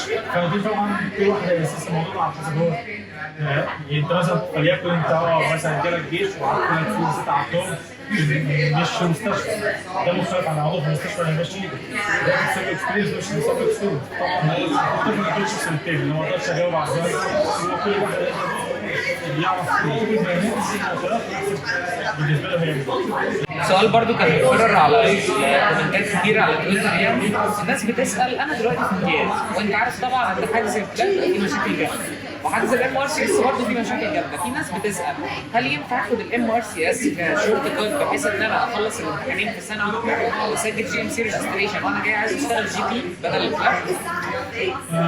هي مش هتعرف. بص انت الام ار سي اس هي ديك نفس البنت بتاعت الفلاج اللي انت بتعمل عليها جي ام سي ريجستريشن عشان السبونسر بتاعك يبقى فري ومش هتعرف تجيب انترفيو. انا اول ما قدمت على الانترفيو جالي انترفيو تاني في الاول، طبعا انا ما عرفتش اعمل مانجر تاني وقعدت الانترفيو وحش جدا والراجل يعني كان يعني مدعي في اجابات ان هو يعني كاني بقول له طب جديد يعني الحمد لله يعني. بس هو ايه انت لو انت عاوز تاخد من الام ار سي اس الجي ام سي ريجستريشن كده تقدم على مفيش مشكله تقول لهم والله انا كنت ام ار سي بس انا قررت ان انا اعمل شيفت كده مش هيعوقوا ولا يعملوا حاجه. الموضوع ان انت تمشي في سكه وبعد كده تمشي في سكه ثانيه هنا في انجلترا كومن جدا. هل انت تريكومند حاجه زي كده لحد مش عارف يحجز فلات؟ انا ممكن اريكومند حاجه زي كده ناس كتير جدا خصوصا انت البلاد لو انت هتطلع كتكلفه الام ار سي البلاد خصوصا انت الام ار سي بتاعتنا كلها في مصر. البلاد لازم تسافر انجلترا وتقعد فتره طبعا جامعه التعويض كيف بتغلى جامد ممكن تقعد شهرين مثلا تضطر تاخد كورس مع الناس اللي موجوده غير الدكاتره في البلاد يعني وهتضطر انك انت تمتحن هنا ولو فيل ترجع تاني مصر او ممكن تقعد تكستند وتحجز بلاد وتخليك عارف انك كده بقى انا بقيت بحس ان يعني تكلفه سكه البلاد دلوقتي تقريبا اتليست الدبل بتاع الام ار سي اس او ان لم يكن 3 مرات يعني 3 اضعاف. والله بص انا هقول لك تكلفتها بالنسبه يعني هو بتساوي الاسترليني طبعا عشان سعر الجنيه بيتغير يعني كتير. انت بارتي ايه ام ار سي اس بتتكلم حوالي 500 700 استرليني بارتي بي بتتكلم حوالي 1000 بتحلهم الاثنين في مصر فزاد عليهم الكويشن بانكس بتاعت الام ار سي اس بتبقى 50 او 100 استرليني او ممكن اغلى من كده بس مش حاجه جامد. بس تلاقي الكورس بتاع بارتي بي بيتكلم ممكن 200 استرليني او في ناس لو بيدوا الكورس لناس مصر بيبقى داخلين في مصر. فده بالنسبه للبارت الثاني مثلا ممكن 2000 ونص ماكسيمم 2000 كمان 2000 بس. تمام. بلس الواي تي اللي هو الانجلش لسه بنتكلم في حوالي 500 او يعني 500 او 400 استرليني كمان، ولسه بنتكلم في حوالي 2000 من 2200 ل 2600 استرليني، دي توتال التكلفه بتاعت السكه.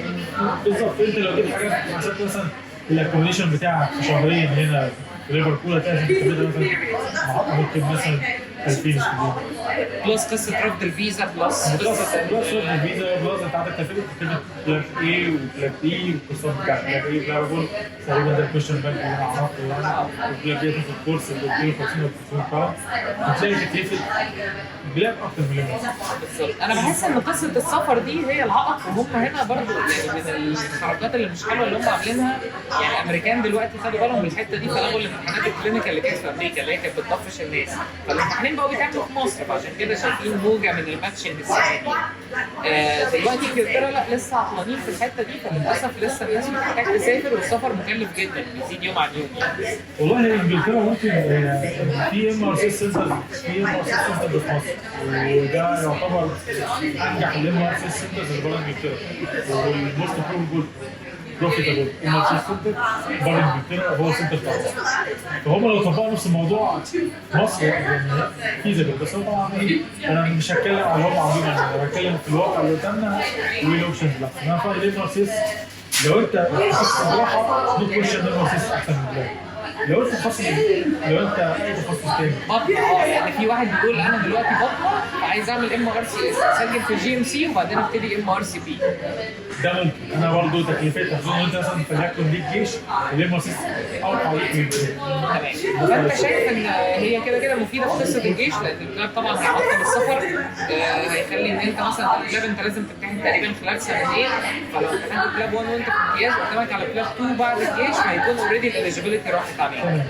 فانت شايف ان ام ار سي اس لو ولد عنده جيش او لو ولد عايز يتخصص جراحه، ولد او بنت يعني. بس هو لاحظ يعني ان برضه اللي هيخش برضه في ام ار سي اس ما عندوش اكسبيرينس في الجراحه مش عارف ما عندوش يعني او يعني ما كانش مش هقول لك عنده اكسبيرينس، بس هو اكيد ما كانش عنده انترست في الجراحه في الجراحه بيبان اللي ايده مش واقعه على الجراحه. طيب محتاج وقت قد ايه عشان يكفر ده؟ يعني لو واحد شغال بطن الكورس هيساعده، محتاج وقت قد ايه عشان يكفر شويه الخبره اللي انت بتقول عليهم اللي عندهم بارت بي؟ شهرين بس. تمام. فانا ممكن انا راجل شغال بطن عامه او في الوحده الصحيه او وات ايفر، اركز ان انا في شهرين احاول اخد فيهم شويه خبره في الجراحه، واقف في اوضه الخياطه شويه وامشي ايدي لمده شهرين، بحيث لما اجي ادخل بارت بي يبقى الموضوع اسهل كتير، حتى لو انا مش ناوي. بس انت بتريكومند على الاقل شهرين خبره، يا اما في امتياز لو حد مصحصح، يا اما ليتر بقى لما حد ياخد قرار ان هو يشتغل، صح كده؟ فاهم تمام؟ اخر سؤال النهارده من الاسئله اللي على تويتر، معاك الاسئله بتاعت الامتحان الثلاثه الجاي؟ ربنا معاك يوم الثلاث اللي جاي يعني ان شاء الله خير باذن الله. نعرف كذا واحد في الثلاثه جاي ربنا معاك. لايف ستايل عامة، انت واحد كنت شغال في مصر وبعدين نقلت هنا انجلترا، بالنسبة يعني بدون يعني مثلا نجرب بلد من البلدين او نقول دول من غير ما ننط على الاكستريمز، انت شايف انت كنت شغال فترة في مستشفى مثلا جامعة، كنت بتنزل وانت في امتياز وخدت خبرة، وكنت شغال في مستشفى وزارة صحة اثناء الزمالة او اثناء النيابة بتاعتك، وجيت اشتغلت هنا في انجلترا اعتقد لحد دلوقتي في مكانين.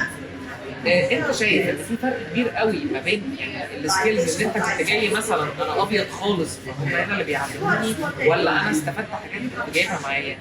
وانا برضو بصراحه انا عشان الفتره اللي اشتغلتها باسكت في مصر كنت فتره كورونا، فاغلب الشغل اللي ما كانش بيحصل، كان اغلب شغلي ايمرجنسي، فانا السكيلز بتاعتي ما كانتش ماشيه مع الليفل بتاعي. طبعا عشان اشتغلت في كورونا فشفت ايمرجنسي ممكن اعلى الليفل بتاعي شويه، بس ما شفتش الشغل الريكتد الليفل بتاعي. بس صراحه يعني بقول لك ان المصريين بالذات معروفين ان هو بيجي انجلترا مش محتاج ان هو يعني المصري اللي بيجي انجلترا ليفل مش دكتور احنا مش واخدين ده، مش محتاج ان نعلمه قوي، هو هيتعلم مثلا ليفل اورطه، هيتعلم ليفل مثلا كاروتيد وحاجات خالص، انما معروفين ان السكيلز بتاعت المصريين اللي بيجي انجلترا تبقى كويسه. وانا هقول لك صراحه في اماكن كتير جدا في مصر انت سكيلز وايز ممكن تبقى الترين بتاعك احسن فيها من مصر من انجلترا. وانا شفت كونسلتنت مصريين جم انجلترا بعد ما خلصوا الدكتوراه. ستيف زاتون بصراحه هو احسن كونسلتنت ما بين الكونسلتنت الشغالين الانجليزي، عشان بيشوفوا الفلو هنا يعني مش زي فلو بتاع مصر. انت لو اشتغلت في مستشفى جامعه مش هتشوف فلو هم هنا مستحيل هم يفهموا بيه. بس انا برضو في النقطه دي يعني بيبقى عندي اختلاف شويه، لان انا بحس ان مصر بتديك اكسبيرينس جامده قوي بس في اجزاء معينه. يعني انا مثلا هاجي في عمليه زي مثلا الامبيوتيشن، هو هنا هيشتغل 100 امبيوتيشن في حياته، انا ممكن وانا نايم اشتغل ال 100 دول في 3 4 شهور. مش عارف في كسر فراكشر حاجات زي كده في الاورثو، بلاستيك الحاجات الخفيفه بتاعتهم برضه مش عارف ايه واير ولا ما اعرفش اسمه ايه الحاجات البسيطه دي. اعتقد ان في مصر الناس بتشتغلها كتير قوي، بس بتدخل بقى في القصص السبيسيفيك اكتر اللي هي على الليفل بتاع الكونسلتنت. بحس ان في فرق كبير بيبتدي يبان. يعني بحس ان مثلا الكونسلتنت اللي جاي من مصر عمره ما هيكون اشتغل بعدد الاورتات والكاروتيدز وحاجات كده اللي اشتغلها كونسلتنت هنا. بص برضه انا هتفق معاك في الموضوع ده. انت لو حسب الكونسلتنت اللي جاي من المستشفى، الكونسلتنت اللي جاي من مستشفى جامعه من مصر تاني في انجلترا، مور ذان لايكلي هيبقى السكيلز بتاعته ذا سيم ليفل اللي هو مش احسن، وغالبا مش احسن. الفرق هنا بين انجلترا ومصر ان انجلترا مش حاجه ادفانس زي الشغل في مصر. اللي ادفانس في مصر متاخر جامد عن انجلترا. والهايبريد برضه يعني الحاجات الادفانس يعني بلاش نتكلم عن مصر، نتكلم عامه يعني الحاجات الادفانس هتلاقي الجديد هنا عندهم كده، بس شغل في مصر احسن. بس هل ده معناه ان عشان الناس مش متخيلين عن هل ده معناه ان انت مش هتوصل ليفل في انجلترا؟ هتوصل في انجلترا. هل ده معناه ان انت تقعد في مصر تبقى بيتا سيرجن عن انجلترا؟ لا، انت لو انت بيتا سيرجن انت بيتا سيرجن. احنا عايزين نفهم بقى دي، لان في ناس كتير بتقول لك ايه، طب خلاص انا معنى كده ان انا واحد جاي لي نيابه جامعه في جامعه المنوفيه او في عين شمس او في اسيوط مثلا، تمام، جاي لي نيابه جراحه، فيقول لك لا، ناس كتير بتنصحه تقول له بص خلص نيابتك الاول الثلاث سنين لانك هتتعلم فيهم في انجلترا وبعدين سافر انجلترا. وفي ناس ثانيه بتقول له لا يا ابني سافر واقعد مثلا ممكن تقعد لك شهرين ثلاثه وتمشي من النيابه وسافر وتتعلم هناك على النظافه. فالمدرستين دول موجودين، انت مع مين؟ انا رايي الشخصي كل واحد ادرى بحساباته الشخصيه.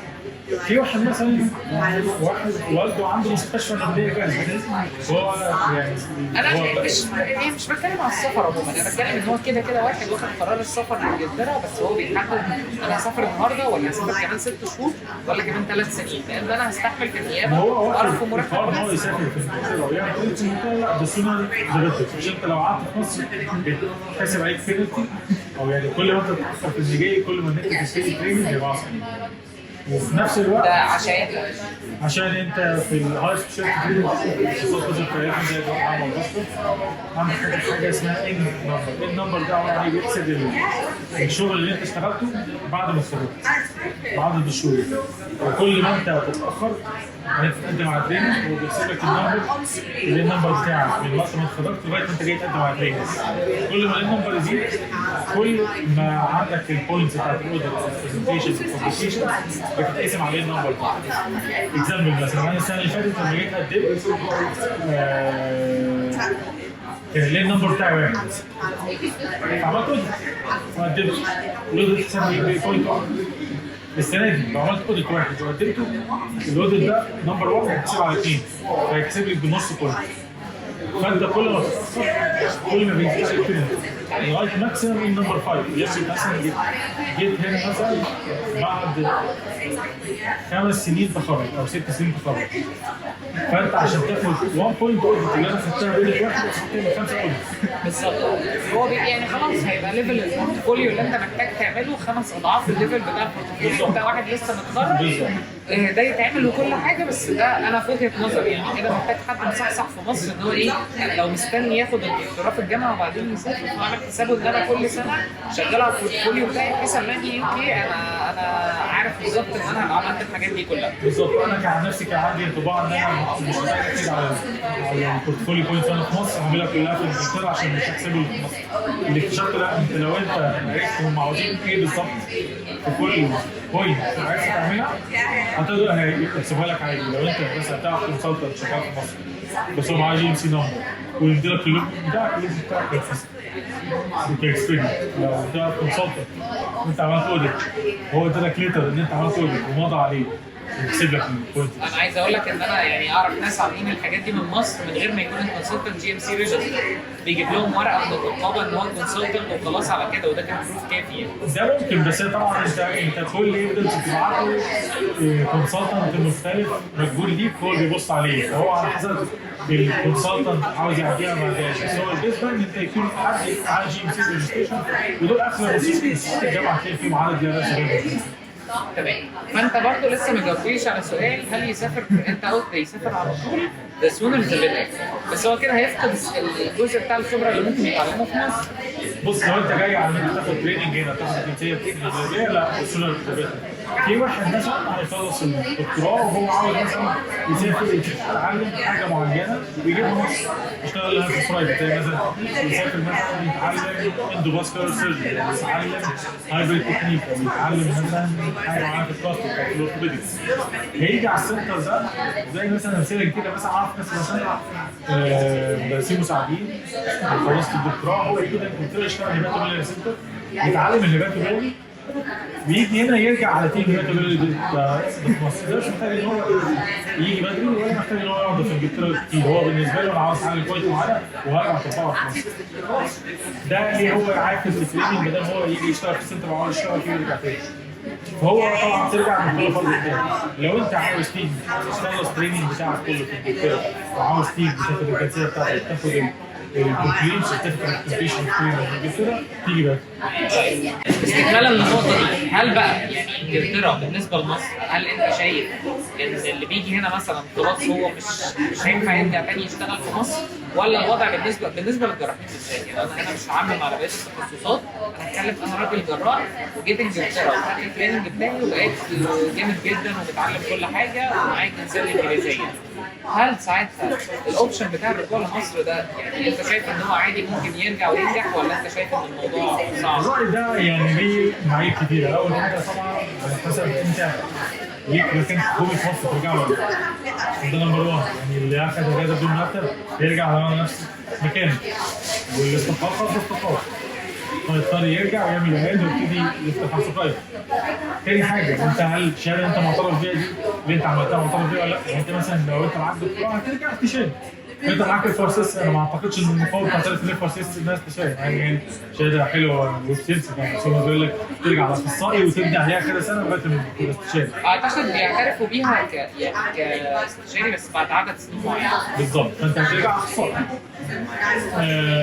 طبعا طبعا على حسب انت هترجع على ايه؟ شغل انت ناوي انك انت ترجع برايفت، محتاج تبني برايفت سيرفيس، برايفت سيرفيس تكون تبقى فيه لازم تبني له ماركتنج وليك مكان تشتغل فيه، وهل المكان ينفع تشتغل فيه ولا تبقى تكومبيت مع الناس اللي شغاله في المكان. ده ليه معطيات كتيره. لو انت ليك مكان ليك سكه ترجع منها يعني، لو انت عاوز ترجع تبتدي من الاول برضه ارجع، بس انت بتبقى عارف سبب انك تبتدي من الاول. في ناس اعرفها بيرجعوا مصر ويشتغلوا برضه في مصر يحافظ على GMC ريجستريشن، يجي يشتغلوا لهم شهرين يعملوا فلوس يعني، او يحولوا فلوس يمشي نفسه في مصر لغايه لما يجي مصر.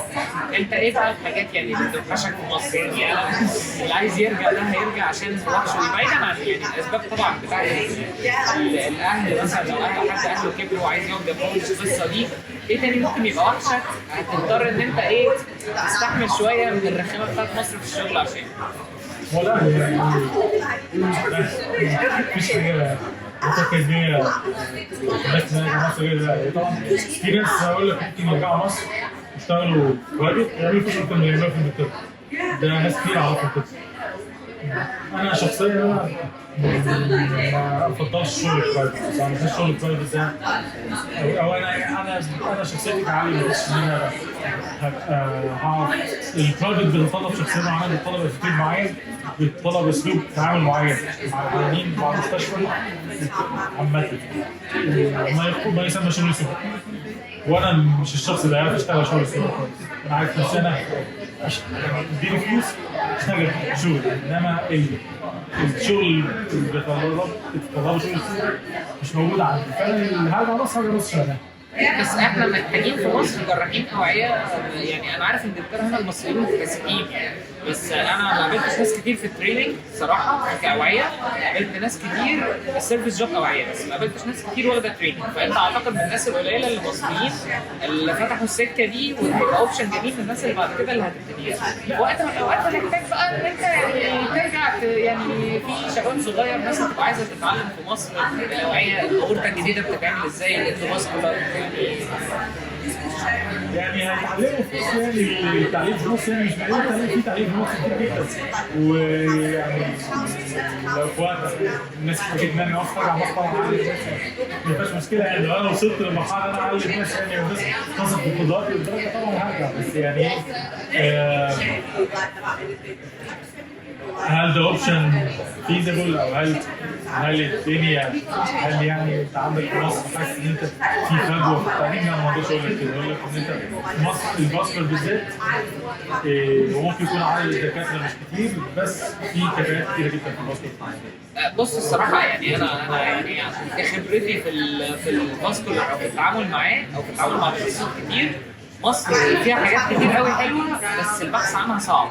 يعني انت بتدور على الدكتور اللي بيعرف يشتغل الاورتيك انيوريزم اوبن او اندوفاسكولار، بتلاقي ده واحد وده واحد تاني، وده موجود في مستشفى في اقصى الصعيد، وده موجود في حته في شرق القاهره، وعشان تلم دي من هنا ودي من هنا الموضوع صعب. فانا يعني مش هقدر طبعا اتكلم عن الاستشاريين اللي في مصر، بس انا اكاد اجزم ان يعني احنا خلاص هي احنا في الدنيا بعد وقت من الاوقات الناس كلها بتبقى سوبر سبيشاليزد او سبيشاليزد في جزء معين هم ماسكينه، وللاسف احنا ما عندناش المؤسسه اللي تربط الناس كلها مع بعض. فبيبتدي خلاص هو دكتور اكس ده مثلا ركز على الاورطه فبيشتغلوا حلو قوي، ونسي بقى الشغل مثلا بتاع حاجات ثانيه، فتيجي مثلا تدخله في باي باس سيرجري يقول لك ايه بياخد فيها وقت اكتر، او مش قصدي على نفس المثال بالظبط ما بيشتغلش كاروتيد كتير او هكذا، لان هو بقى مركز في جزء معين. فبحس ان المكان اللي جامع ناس كتير تقدر ان هي توفر الخبرات المختلفه ده مش موجود. فممكن عندك الجراح الشاطر بس هو في شاطر في الحته دي وهو في مكان لوحده. والله بص، هو في اماكن كتير في مصر انت قصدك ايه؟ انت فاكر حاجه اسمها مالتيبل ديسيبلين تيم ابروتش، ان انت يكون عندك مثلا راديولوجي بيبص على الاشعه مع سيرجري مع حد مثلا من الميديكال تيم مع دكتور تخدير مع فيزيوثيرابي، كلهم بيناقشوا العيان مش يشوفوا احسن مانجمنت للعيان ده ايه او احسن مانجمنت للعيان ده. بس اماكن جامعيه كتير عندهم الاوبشنز دي موجوده، وفي جامعات ما بتبداش حتى يمكن فيها وانا اتذكر ان تي بيتعمل اسبوعين في سنه كتير. مشكله الشغل في مصر مش افراز على بنات ان هي كارير. انا ممكن اجيب لك احسن دكتور في مصر لو حطيته في المكان المناسب يعني الشغل جميل جدا. لو انت المكان عندك مش معين لشغل باسكولار، في منهم ريكوايرمنتس لشغل باسكولار، في منهم ريكوايرمنتس لشغل الكلام شغل الجراحه. لو انت ما عندكش منهم ريكوايرمنتس مش هتعرف تعمل المينيمال ريزلتس اللي انت عاوزها. انا عشان كده يعني انا متفق معاك في الجزء ده، وانا يعني حابب اسال السؤال بالطريقه دي لان في ناس كتير بتطلع من مصر عايزه تبص وراها وتقول ايه يعني يخرب بيت مثلا الهرم اللي انتوا بتشتغلوه ده، تعالى هنا يا ابني شوف النظافه. فبتبقى عايز توصل للناس ان هو في فرق في الممارسه طبعا على اساس السيستم اللي موجود.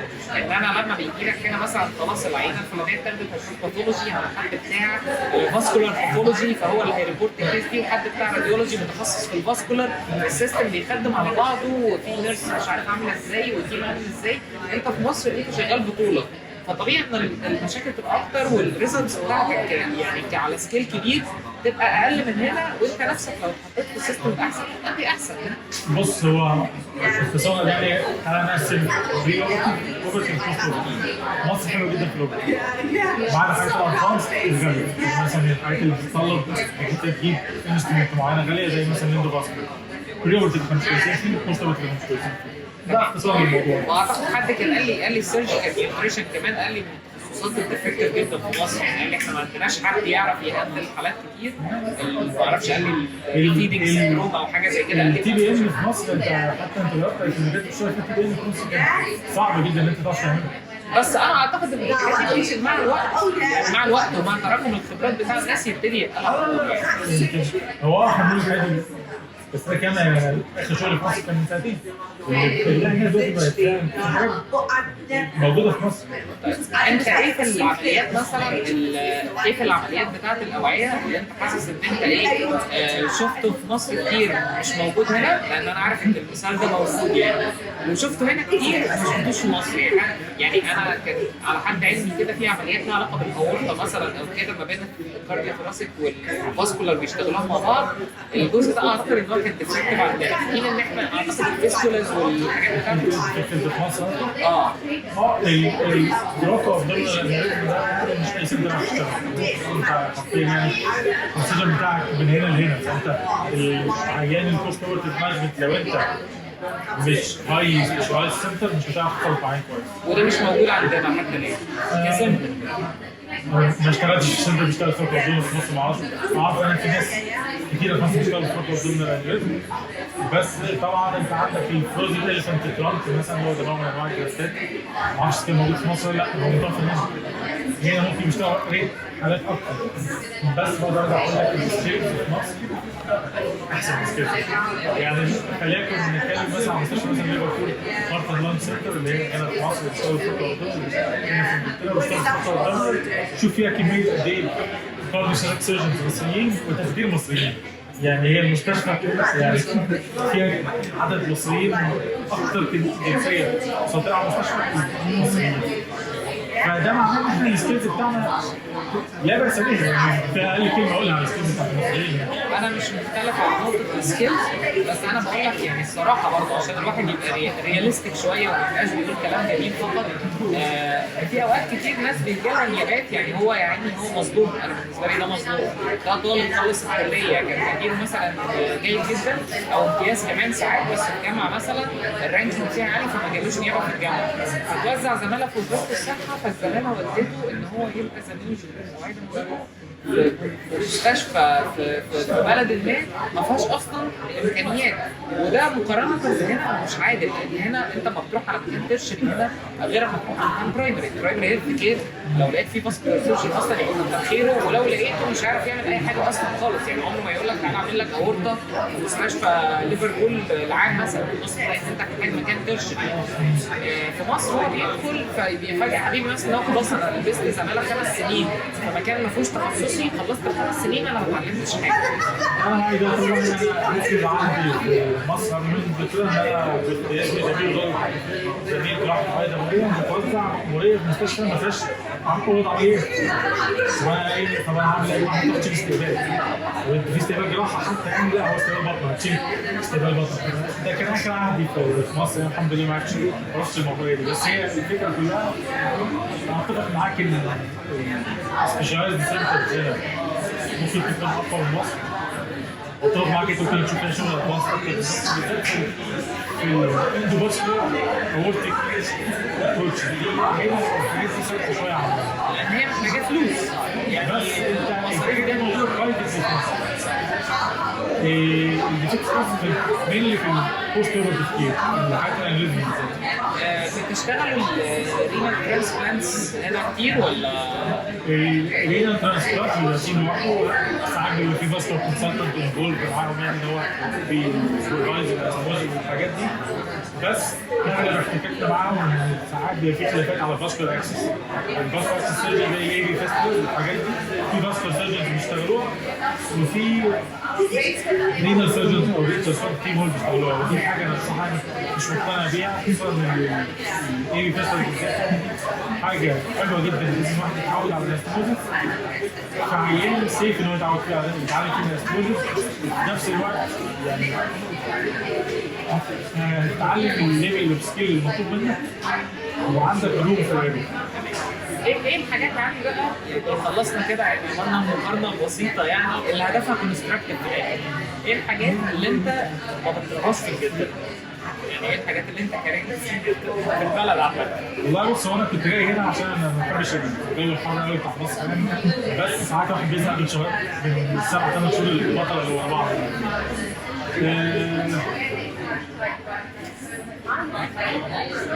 مشكلتي في البلد ان انت يعني انت الغربه هي مشكله دلوقتي الغربه، انت تلاقي ان انت الحاجات اللي انت كنت متعود ان انت تعملها بسهوله جدا بتعجز عشان تعملها، زي مثلا انت تشوف اهلك.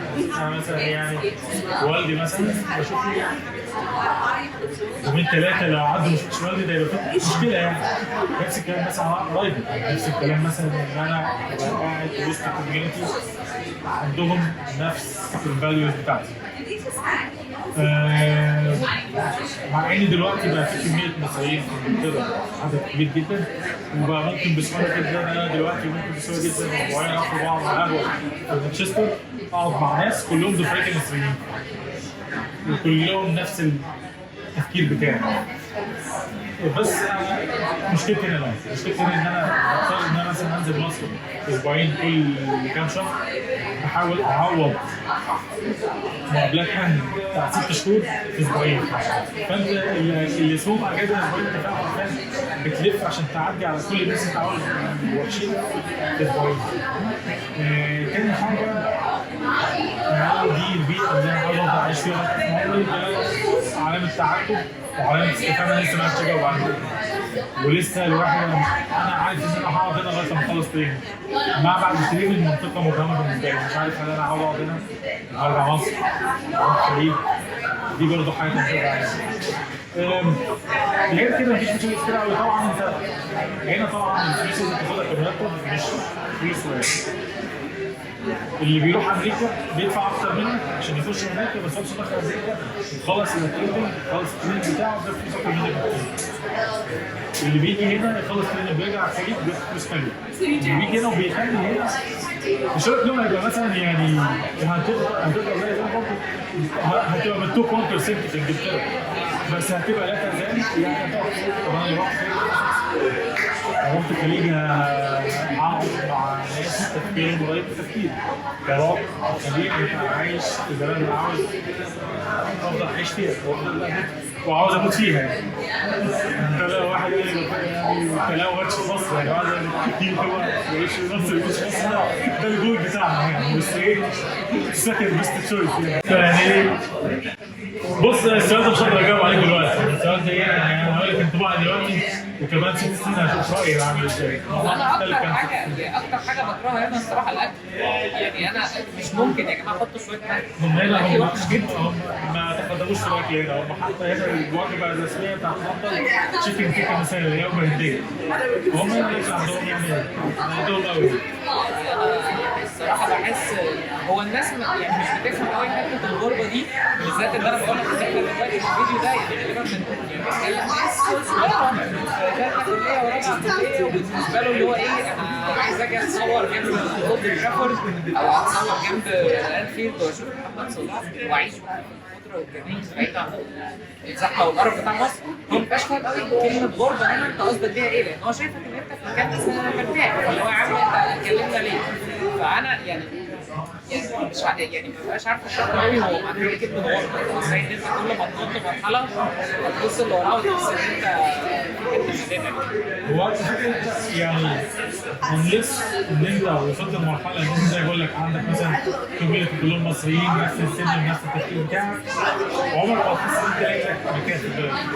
قصدي ان انت الشخص اللي بياكل مثلا هتلاقي كميه ناس مصريين بس مش نفس السن بتاعك، ودي بتفرق. خصوصا مثلا انت هتلاقي مثلا قاعد مع ناس مختلفين عندهم 5 سنين، عندهم مثلا عيال عندهم 5 6 سنين 10 سنين، تفكيرهم غير التفكير بتاعتك انت.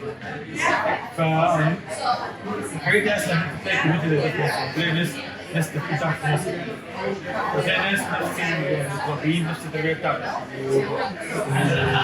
كلهم من القاهره كلهم من مصر. ده مش كله. طيب اسالك سؤال كمان ما اعرفش ممكن يبقى عندك اجابته ولا لا. يعني انا سمعت مثلا عايز اسافر انجلترا، هل الافضل ليا انا راجل عادي جدا وعملي جدا، هل الافضل ليا يعني انا مثلا اتجوز حد من مصر مثلا شبهي، ولا اتجوز استنى لما اجي هنا واتجوز الانجليزيه البلوند اللي حاطه عندي؟ يعني برضه يعني لان الاراء مختلف في القصه دي. انا عارف ان كده في اراء كتيره بس والله يعني اللي عاجب السكه دي يجي هنا ويجرب الطعام اللي عامل ازاي.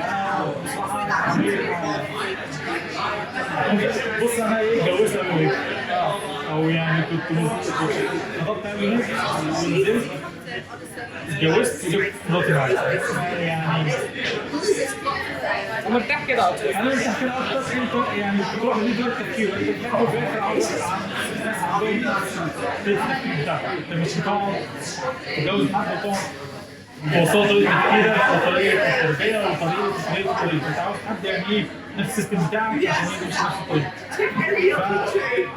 انت عاوز طريقه تفكيرك ان انت تتجوز واحد زي كده عاوز دينك يسمح لك مش فارق معاك دينك يسمح لك ولا لا يرجع لك انت الموضوع. انت عاوز حد من مصر يمشي في الاول وفي الاخر مش هقول لك صح وغلط يعني بقول لك انت اي حاجه ليك انك تتجوز حد نفس طريقه النشأة بتاعتك. ده اي حاجه ليك غير كده ممكن تعافر يعني ممكن تعافر جامد. اعرف ناس اتجوزوا ناس انجليز والدنيا معاهم حلوه جدا. اعرف ناس اتجوزوا انجليز عندهم الدنيا مشاكل مطلعين وضايعين وضع على بعض. اعرف ناس طبعا اللي اريح واريح حاجه ليك انك تلاقي حد شخصي. هل انت شايف يعني انت لو رجع بيك الزمن يعني عشان الناس بتحب الاسئله بتاعت الندم دي كل فيديو ليا بلاقي حد يقول لي ايه قول لنا الحاجه اللي انت ندمان عليها ما اعرفش ليه بيحبوا يجرحوا. هل انت شايف بقى ان لو رجع بيك الزمن 5-6 سنين ورا هتاخد الديسيجن بتاع انجلترا والام ار سي اس وكده ولا مثلا ساعتها كنت بدري شويه فممكن مثلا تقول هروح امريكا ولا يعني؟ والله بص يعني انا كعلم عمري فكرت ان انا اعيش في امريكا. امريكا بالنسبه لي عباره عن ناس ماسكين مسلسلات بيموتوا في بعض. انا هروح يعني اقتل معاهم خليني هنا. الاوبشنز الثانيه عندك نيوزيلاند واستراليا الفيزا بتاعتها تفتح كويس جدا للناس اللي معاهم بيابه معاهم اكسبيرينس سنه في انجلترا ممكن يسيب الكلام ده كله ويروح استراليا. استراليا عيبها ان انت مش هتعرف تاخد تريننج. حتى ايه من اخر مره قريت عنها تريننج باث واي بتاع انجلترا بتاع استراليا معقد جدا صعب انك تخش. تاني حاجه 17 ساعه من مصر 30 ساعه طيران من مصر ودي يعني انا عاوز محتاج انزل مصر عشان انزل بقيت اوروبا انت محتاج لغه وانا يعني انا اتعلم لغه ده حاجه اعرف ناس كتير جدا راحوا المانيا اتعلموا لغه فانا باي اكسكلوجن كانت انجلترا هي الاوبشن بالنسبه لي. انا عندي فكره والله بص وانا عايز اقول لك ان انا كل مشكله حصلت انا في الاخر انا يعني كنت عاوز اجي مصر عاوز اجي انجلترا اخش تاني دخلت تاني. لا كان عندي اول عقبه عندي ان انا فين الام ار سي اول مره. كان عقبه عندي الجيش. العقبه اللي بعدين الدنيا وقفت بسبب كوفيد. كده عقبه بعدين ان انا جيت هنا ويعني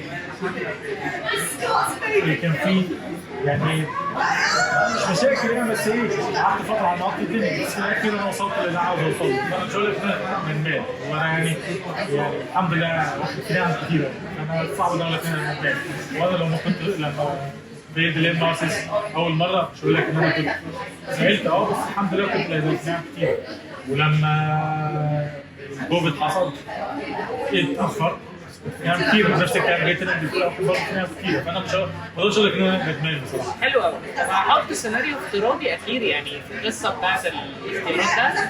احنا دلوقتي انت كوفيد حصل وامتحنت ام ار سي اس خلصت الام ار سي اس وما عرفتش تسافر من مصر وكوفيد حصل ووقفوا السفر لمده 20 سنه. هل كنت هتبقى قاعد في مصر في مأساة في معاناه؟ يعني انت شايف ان كده حياتك اتدمرت او تعليمك الطبي اتدمر ولا شايف ان انت كنت هتتعامل برضه؟ لا مش هقدر اقول لك ان انا تعليمي الطبي اتدمر. كان احتاج ديفرنت ابروتش كنت هعمل بصر. يعني كل الناس اللي بقول لك ان هم جم هنا وشغلهم الناس اللي جيت دول بيشهدوا بيه لدرجه ان انا في اسم الاسام انا جيت مكان واحد مصري مشي ولما انا مشيت جه بعديه واحد مصري ولو مصري يمشي يجي بعديه واحد مصري. هم اتعودوا ان هم ايه المصري يجي بعديه مصري من كتر هم حسوا ان المصريين فرقوا في الاسم. كل المصريين دول ما اتعلموش في انجلترا هم اتعلموا في مصر. فانت عارف في مصر مش معناه ان هو كارير سوسايد لا عارف في مصر زي ما قلت لك في مصر مصر بتساعد يعني يعني انت شايف ان احنا ممكن نعوض؟ انا بقى يعني السؤال ده بالذات انا ساله لان انت بيبقى عندك واحد في سنه خمسه او رابعه بيقول لك انا لو ما سافرتش يبقى انت خلاص دمرت لي حياتي مثلا. ببقى عايز اقول له ان يعني انت الظروف اوقات يعني طبعا انا بالنسبه لي انا من الناس اللي مؤيده جدا السفر وانت صغير بالذات، بحكم ان مش بس عشان التعليم الطبي، عشان كمان غير التعليم الطبي الخبره بتاعت الحياه. هتيجي هنا تقعد 5-6 سنين، لو انت في العشرينات او اواخرها او اول الثلاثينات هتقعد 5 سنين تقدر بعد كده تتحرك براحتك، خدت العلم خلاص. والحصول عليه اسهل بكتير من مصر، يعني خلينا متفقين ان انت لو دخلت تريننج في مصر انت مضطر تمشي سكه ملتويه شويه مثلا بدل 5 سنين بقت 8 او 10 عشان توصل لنفس المستوى وتتعب اكتر، وبدل ما هتروح بيتك الساعه 5 هتروح الساعه 12 بالليل. بس انا قصدي في الاخر ان انت حتى وجودك في مصر الحاجات تقدر تعملها ان انت تعيش اليوم بيوم وتحاول تمانج وتتبسط الحاجات اللي انت هترجع تخسرها بعدين. انت مثلا سافرت بس اهلك وعادي، سافرت الصحاب وعادي الحاجات دي. بص ممكن انت البلان بتاعتك يعني انت عامل بلان ايه؟ وانا بسالك ان البلان ايه هتكون؟ وانا بلان بي، وانا بسالك ان البلان بي هتمشي وانا بلان سي. البلان سي مش تمشي وبلان بي، انت بس ايه يعني خليك فليكسبل زي ما انت قلت. انت واحد سفر خلاص سفر لازم يبقى عنده ايه؟ اريحيه ان هو يعرف ان انا لا لو الدنيا مشيتش مش لاقي الدنيا ليها حل تاني وثالث ورابع. لو اعرف ناس سابوا مصر راحوا الخليج ومش الخليج راحوا على انجلترا، لسه ايه هو نفس الكلام بس هو قال خلاص انا رايح الخليج انا عندي كتير، طب اروح الخليج بحيث ان انا اخد فلوس اعرف احوشها ان انا اعرف ارجع انجلترا. دلوقتي بالنسبه للاس بي 3 الخطوات الجراحيه، هل في واحد فيهم اسهل من الثاني؟ يعني هل الاورثو او البلاستيك او الفاسكولار سيرجري فيهم واحد مور كومبيتيتيف عن الثاني؟ كومبيتيشن وايز انت عندك ليش كومبيتيتيف جراحه؟ الفاسكولار كومبيتيتيف اكتر جراحه، بس اعتقد ان ده اعتقد ان الفاسكولار ليش كومبيتيتيف. فانت على ارقام الفاسكولار كومبيتيتيف عشان عندك كده 35 وظيفه مقارنه بالجراحه العامه اللي انت عندك 100 واحد بيقدموا على 150 وظيفه. بس في الاول في الاخر انا عاوز اقول لك ان في كتير جدا بيقدموا جراحه عامه وباسكولار في الاخر بيرفضوا الباسكولار بياخدوا جراحه عامه. انا الرانكينج بتاعي كان 65 وجالي وظيفه دلوقتي. فانا مش هقول لك ان انا كنت يعني من التوب 65 واحد جاوا باسكولار، لا انا حتى راوند 1 ما جاليش اوفر، وراوند 2 ما جاليش اوفر، وراوند 3 ما جاليش اوفر، وراوند 4 لغايه انا كنت فقدت الامل يعني وقلت ان انا ما جاليش، كنت اوريدي عديت فقدت الامل ابتدي اقدم على يعني خلاص ابتدي جاهز السنه على السنه اللي بعديها وجالي اوفر. حلو. هل في تخصص جراحي بقى من التخصصات مقفول تماما على الانجليزي؟ يعني اللي هو مثلا ايه ما تقربش من التجميل عشان ده بتاعهم بس، ولا كل حاجه مفيش مقفول، مفيش حاجه مقفوله تماما. الهنود بيوصلوا في كل حته، بس انت الفكره كلها ان انت تعرف الكويس المطلوب منك ايه تشتغل عليها. الانجليزي عنده ادفانتج ان هو اوريدي الحاجات بيبتدي يشتغل على الدكتور بتاعه من هو في الكليه، فبيبقى اعرف ناس تفاصيل كلها ومعاه ماجستير. هو اخر سنه جاب في النص عمل ماجستير ورجع تاني خلص اخر سنه واتخرج البكالوريوس والماجستير دي كتير خالص. فانت الفكره كلها انت لو دماغك عن تخصص معين تعرف الكورس محتاج ايه تشتغل عليه. اشتغلت عليه عرفت تخلصها والكورس بتاعتك بقت كومبيتيتيف هتعرف توصل. الكومبيتيشن ريشيوز موجوده اونلاين، انت عملت سيرش كومبيتيشن ريشيوز بتاعت كومبيتيشن عاليه جدا، قطع فيه سبيشالتي معلش كومبيتيشن. الحاجات اللي صعبه جدا ان انت تشتغل الكيرف ستراتيجي. هم 6 اماكن بس اللي بيفتحوا في انجلترا في السنه. النيورو سيرجري 6 اماكن في انجلترا في السنه، بس اعرف ناس دخلوا الاماكن دي واعرف ناس دخلوا النيورو سيرجري دخلوا الكورس ستراتيجي. انت لو دماغك التخصص السكه الثانيه البديله للتريننج ان في ناس بتعمل اللي هو السيزر اللي هي بتعادل الكواليفيكيشن بتاعها اثناء الاستشهاد، صح كده؟ ودي متاحه في كل التخصصات. متاحه في كل التخصصات، بس كل ما تكون تخصص كومبيتيتيف كل ما كان السيزر بتاعه اصعب. عشان انت فليكن الكارديو ستراتيجي انت محتاج مثلا تعمل لك 250 عمليه از فيرست اوبريشن. اغلب الكارديو ستراتيجي كونسلتنتس ما بيشغلوش ريجسترات اللي هم يخلوهم يشتغلوا عمليه عندهم اندبندنت، ودي هتحصلك في السيزر. الفاسكولار اسهل من السيزر بكتير، من الكارديو في السيزر بكتير، الجراحه عامه اسهل من الفاسكولار في السيزر. هي طبعا على حسب التخصص، على حسب لما تيجي هنا تعرف انت كل تخصص. انت راضي على مستوى البراكتس هنا في انجلترا عامه؟ حاسس ان هو يعني تقدر تديله كام يعني طبعا المستوى البراكتس هنا في انجلترا يطلع لك كونسلتنت سيف بتدفع مبلغ 190 بس شغل مش هيعمل شغل واحد. حلوه. يعني انت هو هيعمل بيرمننت يعني هو انه يتفق معاك لوحده. اتفق معاك في الجزء ده. انا صراحه يعني انا ساعات حتى لو دخلت لما اخلص تريننج هنا اعتقد ان انا محتاج ازود عليه تريننج في مكان تاني يخليني في المكان اللي انا قاعد شويه فيه احسن. اخر سؤال خالص بقى عشان نختم يعني، ايه الاكله اللي عايز تاكلها في مصر؟ او مطعم عايز تروح؟ كشري كشري كويس يعني هنا ممكن فول وطعميه بنمشي نفسنا ده الكشري هنا. عايزين مطعم كشري يا جماعه يعني. هم في هنا مطاعم بس برضه مش نفس الطعم. هو في بيقولوا كشري تقريبا تحت لندن كشري في بروتين بس برضه ما وصلوش لنفس الليفل بس في خلطه عندنا يعني زي ليه محلات الكشري بتقفل في رمضان كده اللي هو انت. ما تسمعش ليه بس هو وصل لليفل معين. انا يعني مبسوط يا علي ان انت كنت معايا النهارده، وشكرا انك جيت. انا يعني علي واخد مشوار يعني ساعة ونص بالعربية يعني، يعني اشكرك بشدة والله. وهستأذنك يعني لو هنحط مثلا لينك بس التويتر بتاعك، لو في أسئلة مثلا احنا نسينا ندرس في الحلقة أو حاجة زي كده. أنا عارف إن أنت هتبقى مشغول جدا الفترة الجاية، بس لو حد حابب يسأل مثلا أو حاجة زي كده ممكن أنت لو لقيت وقت فاضي بعد كده ممكن ترد عليه يعني براحتك. ماشي. الكود بتاعي علي محمد 1191 رقم جديد بتاع الكلية رقم بيكمل معايا لغاية العمر يعني. اشكرك يا علي جدا والله وشرفتنا، ويعني ان شاء الله نتقابل معاك يعني ممكن كمان يعني فتره في التريننج تدينا خبرتك اثناء التريننج بقى الدنيا عامله ازاي، وربنا يكرمك ان شاء الله وترجع مصر في وقت من الاوقات تبقى مبسوط لدرجه انك ترجع وتكسر الدنيا ان شاء الله. ان شاء الله.